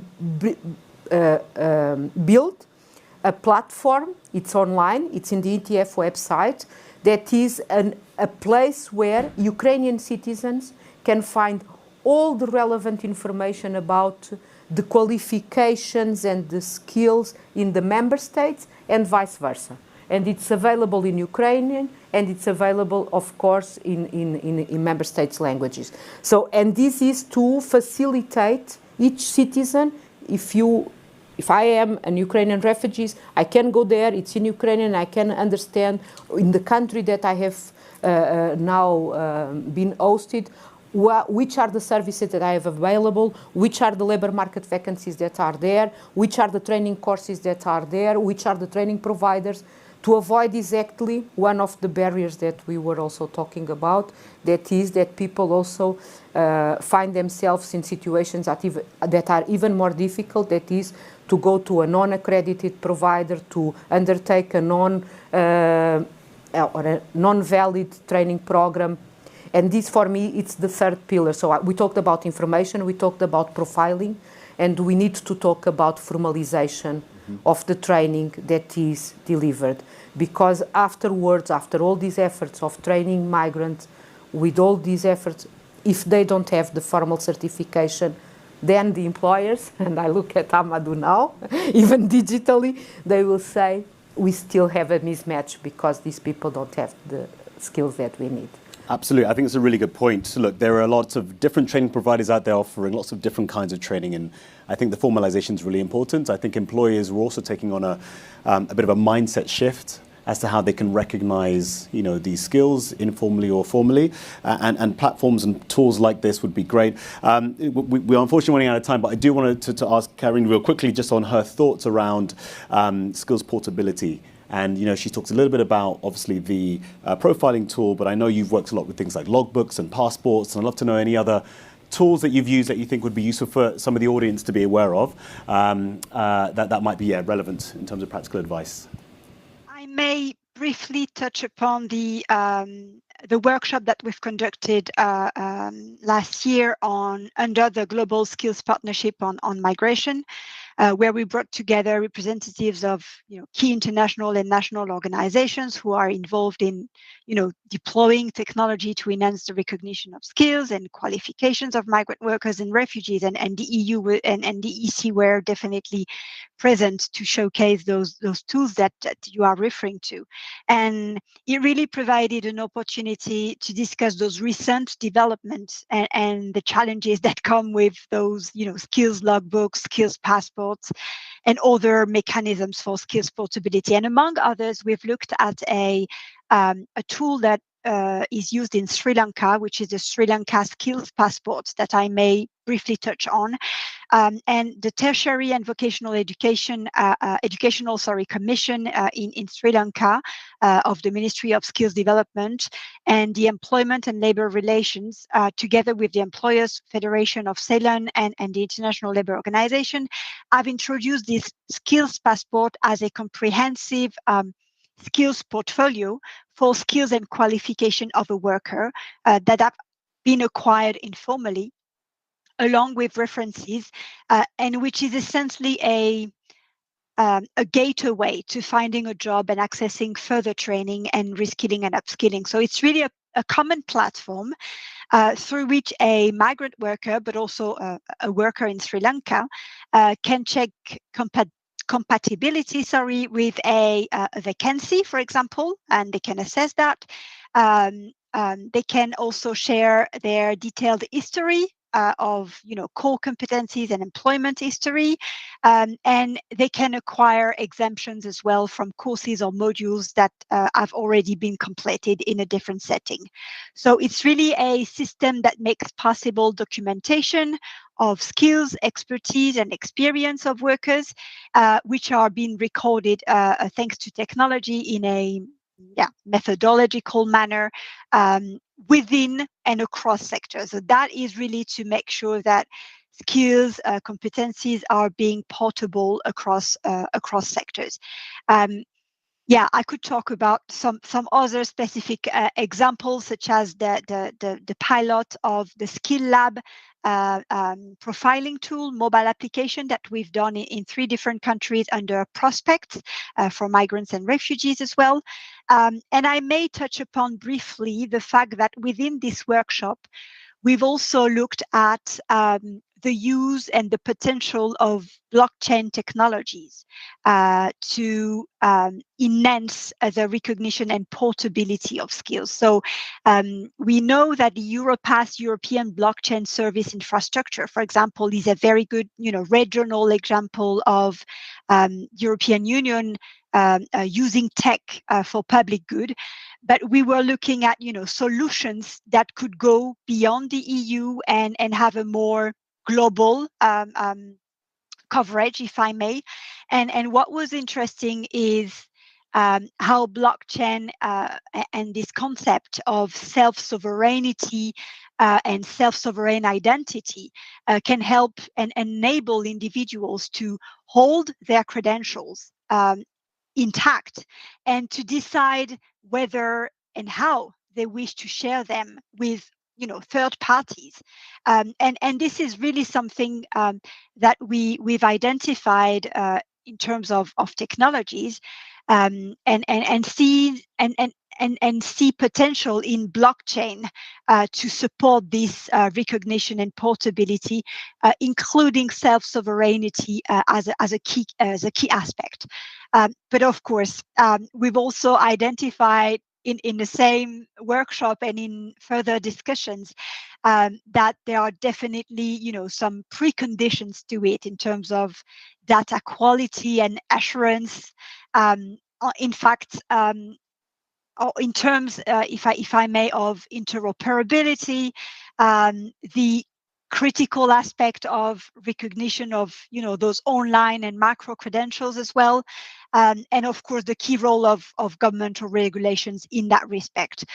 So technologies, yes, but as a means, not as a solution per se or overall, if I may. Thank you so much. I think that's a really good point.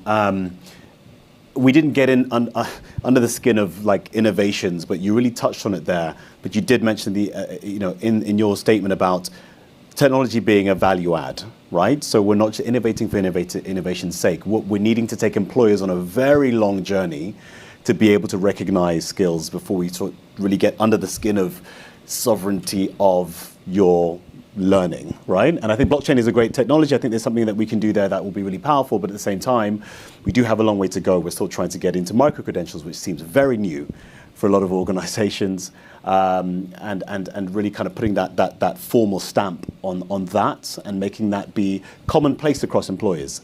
So there's still a bit of a journey to go on in there as well. Look, it's really unfortunate we're out of time. We have so much more to talk about, but I'm really thankful to have the experts here. Look, it was a really great discussion that allowed us to get under, the skin of where the mismatch really lies. Understanding that it's not just technical skills. We have great comments about transversal skills, and how do we ensure that we are educating employees around the importance of these, but also making sure that we're aware that basic literacy with regards to digital skills needs to be tackled. And actually, that's something that we, feel very strongly about in DigiCo. It's one of the reasons we use the DigiComp framework to really help us build that understanding of what the skills and what the levels are that people need to be able to get first and foremost. As we work with some partners that focus on reading, writing, literacy skills, as well as digital at that early stage, to allow people to have the access into the labour market as well. We talked a bit about sector skills bodies, so I really appreciate that you mentioned that, because I think that's a great way to kind of really understand what skills are necessary within specific sectors. And that's the information that those that are looking to enter the sectors are needing, and pulling that together, which is really, really key. And then obviously we talked a bit about technology, and thankfully when it comes to recognizing prior learning, there are some great tools out there. The skills profiling tool is a great starting point. For those that haven't seen it, it's available online, and hopefully we'll find a way to share the ETF's kind of flow diagram for how that gets used effectively. But yeah, I really again appreciate your time. I wish I could have brought Amadou more into the conversation, have you all have more time, but thank you so much. Can I just say thank you very much for the panelists for your insights and input into this as well. Thank you. Brilliant. And next, I'm going to hand over, thank you very much, I'm going to hand over to my co-founder, Lisa Varga, who's going to give the closing statements. You are very... Hi, everyone. How are we all feeling?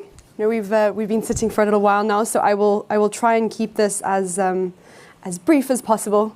But as Gori mentioned, my name is Lisa Varga. I am the co-founder and co-director of the Digital Collective. A huge thank you again to all of our panelists today. I hope you got some great insights. From our panels, we've seen themes such as intersectionality playing a crucial role in digital adoption. The challenges of digital inclusion are complex and multifaceted. And so to tackle it, we've seen that adopting a multi-stakeholder approach is super important. And there's also a need to tackle it at a multi-level approach, at a microsystem or individual level, as well as at a macro system, or looking at employers and legislation and kind of societal levels, and how this translates into formalization, legislation, and kind of standardization, as well as portability across the EU and beyond. So some great insights and some really thought-provoking conversation there. As we draw to the end of our agenda for the day, I would like to take this opportunity to share what's on our agenda as DigiCo into 2023. And as we move into 2023, which is, as we've discussed, the European Year of Skills, so our year as DigiCo, I would like to kind of also wrap that in the context of the digital decade, where the EU has set out its goals to ensure that 80% of adults across the EU, so 16 to 75-year-olds, have the basic digital skills that they need, and we're currently sitting at about 58%. So there, as we've seen, 40% or more people that lack that. So there's a huge gap that we need to fill. And into 2023, we're going to continue our journey to empower organizations and put in place this community of knowledge and sharing and collaboration supported by this unified digital skills framework that will allow people from all backgrounds to access skills and knowledge that they need. So just to recap, our mission is to ensure all people have access to skills that can improve their lives and help them thrive in the digital age through a collective unified approach to tackling these growing societal and economic inequalities that really stop sort of that access to the labour market. So far, we've built a really strong foundation, and we've been lucky enough to have been able to work with some incredible partners, some of you in the room, some of you virtually, and it's really humbling to have the backing of Google being able to support us through this journey. And we plan on reinforcing these partnerships and building on them and using this as our catalyzing force for change. So our three main areas of focus into 2023 are around our basic digital skills portfolio, so bringing on board more organizations and more NPOs that are directly targeting vulnerable individuals. Our Skillify adoption, so I'll speak a little bit more about Skillify, which is our assessment tool based on DigiComp, and of course our community engagement, so our community of practice, which we've just launched. So from a basic digital skills portfolio perspective, we first want to sustain our targeted approach to inclusion. We've been very targeted in our approach of finding organizations that share our goal of targeting marginalized individuals.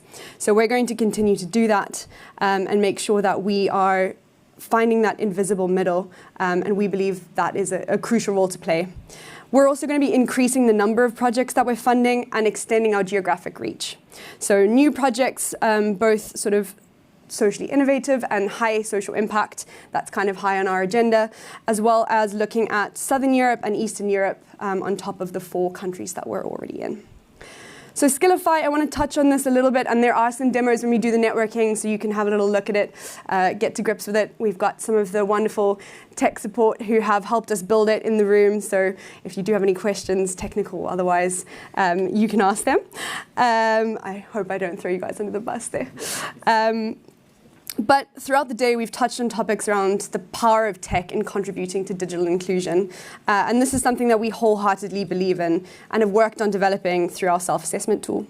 So Skillify is based on DigiComp framework, which is, hopefully all of you know what DigiComp framework is, but it's really backed in academic theory, and it's a really good way to be able to kind of test tools. We've only looked at the first 4 levels of the DigiComp framework because we're tackling basic skills. But we currently have it available in 6 languages. It consists of self-assessment tools as well as testing tools. And the idea here is that it gives you real-time recommendations on ways that you can improve your tools. Individuals can take it as many times as they want so they can see progress in one place of how any interventions that they've taken have contributed towards their growth in that digital area. And we are also providing credentials. So there's a certificate at the end of it, which we've seen today is super important for formalizing those credentials. So areas that we're improving Skillify into 2023, we want to increase the value that Skillify has for our users. So we're improving our training recommendation system and adding more training recommendations as we go. Secondly, we want to broaden out our target audience and get a wider reach. So we're looking at new partnerships and organizations across Europe to really help us do that. And lastly, but not least, we've discussed the importance of having comprehensive pathways into the labour market. So what we're hoping to do into 2023, and it's on our roadmap, is to build out that recommendation engine to also encompass jobs and linking out to job recommendations. So not only are we looking at ways that you can improve your training and ways that you can improve your skills, but also how you can find jobs based on those skills. So that's something that we're really, really excited about. And lastly, I want to just touch on our community of practice. Lots of you are already engaging in it, and that's fantastic. But one of our key themes which underlined this event is the need to work across sectors and cross-functionally as a cohesive whole. And our community of practice really embodies that to create synergies across all of our organizations that have different missions and different visions, but we're all coming together for a common cause. So we're increasing our reach of the community of practice and welcoming new members with open arms. If you've got recommendations, please do send them our way. We are looking at streamlining, obviously, our assessment tool. We understand that there's no one-size-fits-all, so our community of practice is a really great way of including all voices and trying to develop that out. Right. And that's really it. I just want to say another huge thank you for all of you in the room. Without your voices, we wouldn't be where we are today. And we do have a short Q&A section before our networking event. So I'm going to invite Leah, our program manager, up on stage to help me with that. Thank you again, guys.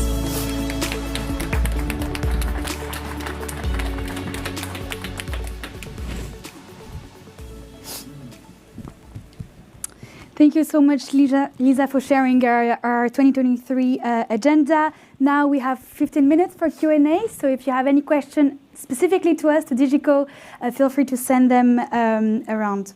The first question that came up, now I see more and more questions coming in. The first question really is about Skillify. We haven't touched a lot upon Skillify in today's event.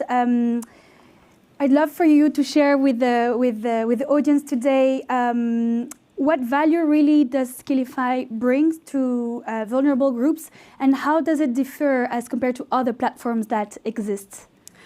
Great question. So I touched a little bit on Skillify, so I'll just kind of elaborate a little bit more on that. So as mentioned, Skillify is based on the DigiCo framework, so it's founded in academic research. But what we've really tried to do is make it accessible and useful. So we've broken it up into sort of smaller bite-sized sections. We've tried to simplify the language as much as possible. We've seen from some of our partners, and as we've seen in conversations today, sort of digital literacy and numeracy and literacy work hand in hand. So those marginalized and vulnerable individuals that maybe are taking this assessment because they potentially are lower in their skill levels might already be suffering with lower literacy levels. So we've tried to make it as accessible as possible to really capture all of that. So I think that's one of the biggest defining factors. And then every time we onboard a new partner, we're trying to make sure that we are translating it into local languages. So we do have it in Arabic and Ukrainian and English and a couple of other languages as well. So I think that's a big one. Thank you so much. We discussed in the second panel the requirement to be able to prove digital skills through a formal paper, really, a formal stamp. How does Skillify help that?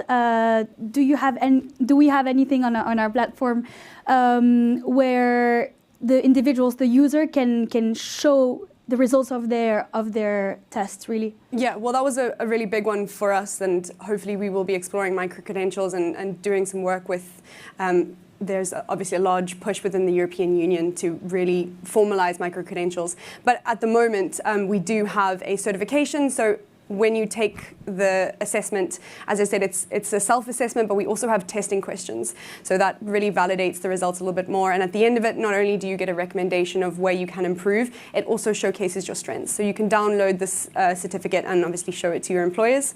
And again, the beauty of being able to take it multiple times is you can show progress. So if you've been involved in one of our wonderful training provider programs, and then you take the Skillify assessment again, you can really showcase that this is where I started and this is where I am now. And I think that certification is really, really important to being able to show to your future employers what your credentials really are. Thank you so much. You mentioned in the agenda wanting to expand DigiCo's reach to other regions within Europe, but I think one question here is, why did you start your initiatives in Europe from the start, and do you expect to also go outside of Europe, really? Another great question. I think listening to Amadou was really interesting as well. I think the reason we started in Europe is because the infrastructure in Europe is a lot better than in some of the developing countries that we've seen. I myself am Zimbabwean and started my career out in Cape Town, so I've got a huge drive to take what we're doing in the EU and in sort of the work that we're doing across DigiCo and hopefully expand it into other developing markets. But it really does also depend on who we can partner with from an infrastructure perspective, because as we've seen, and especially if we're looking at migrants, there's a huge gap in digital literacy because there is just no infrastructure. There's no access to the internet or smartphones, and if there is, it's wildly expensive. So the hope is that in years to come we'll be able to expand out, but it's a slightly heavier lift than some of the need in Europe. And there's still 42% of people in the European Union who don't have those basic skills. So it's not to say that Europe's got it all perfect. There's still a lot of work to do here. Thank you so much. I've got another question here. Besides expanding your partnerships, are you planning to continue collaborating with existing partners and sustain long-term relationships with them? Yes, 100%. I think the only way we're going to make lasting change... Long-term relationships with them? Yes, 100%. I think the only way we're going to make lasting change is to start with that solid foundation and build on that. So it's not to say there's new shiny toys. We want to really strengthen out and build and grow with our partners as we grow. So although we're looking to expand into new markets, it's incredibly important to nurture and nourish the partnerships that we already have, and foster, lasting relationships with those organizations as well. Thank you. And so for new partners, you already mentioned that in your speech, but how can concretely, how can they get involved? What is the first step they should do for that? Reach out to us on our website, or sort of email any of us really. But we're looking for lots of different partners. So we obviously have funding and grant opportunities, but our community of practice basically encompasses all walks of organizations that are aligned with our mission and vision. So reach out, send through an email, check us out online. There are lots and lots and lots of ways to partner, and we are very, very eager to grow out our partnerships and welcome you all to the family, to the collective. Thank you so much. This is the end of the Q&A. Now I'm very happy to do the closing remarks and summarize everything we discussed today, and there was a lot. So first of all, thank you to everyone who came today, either face-to-face or those who followed us online. I'd like to highlight a few key learnings that we can take home with us. So in our first panel, we looked at first-hand experience from training providers running digital upskilling programs, and we agreed on three main takeaways. First, we looked at the need to develop pedagogies which truly activate the prior experience and skills of migrants. This enables two things. It builds confidence towards migrant skills, but it also empowers them overall in their learning journey. As an example, Didier discussed about active pedagogies that can prove to be useful by co-designing content with the student themselves. Second, we agreed that one of the ways to accelerate access to job is by creating direct links to a network of professionals through the network that, as an organization, you have to create more smooth pathways after the students take the training.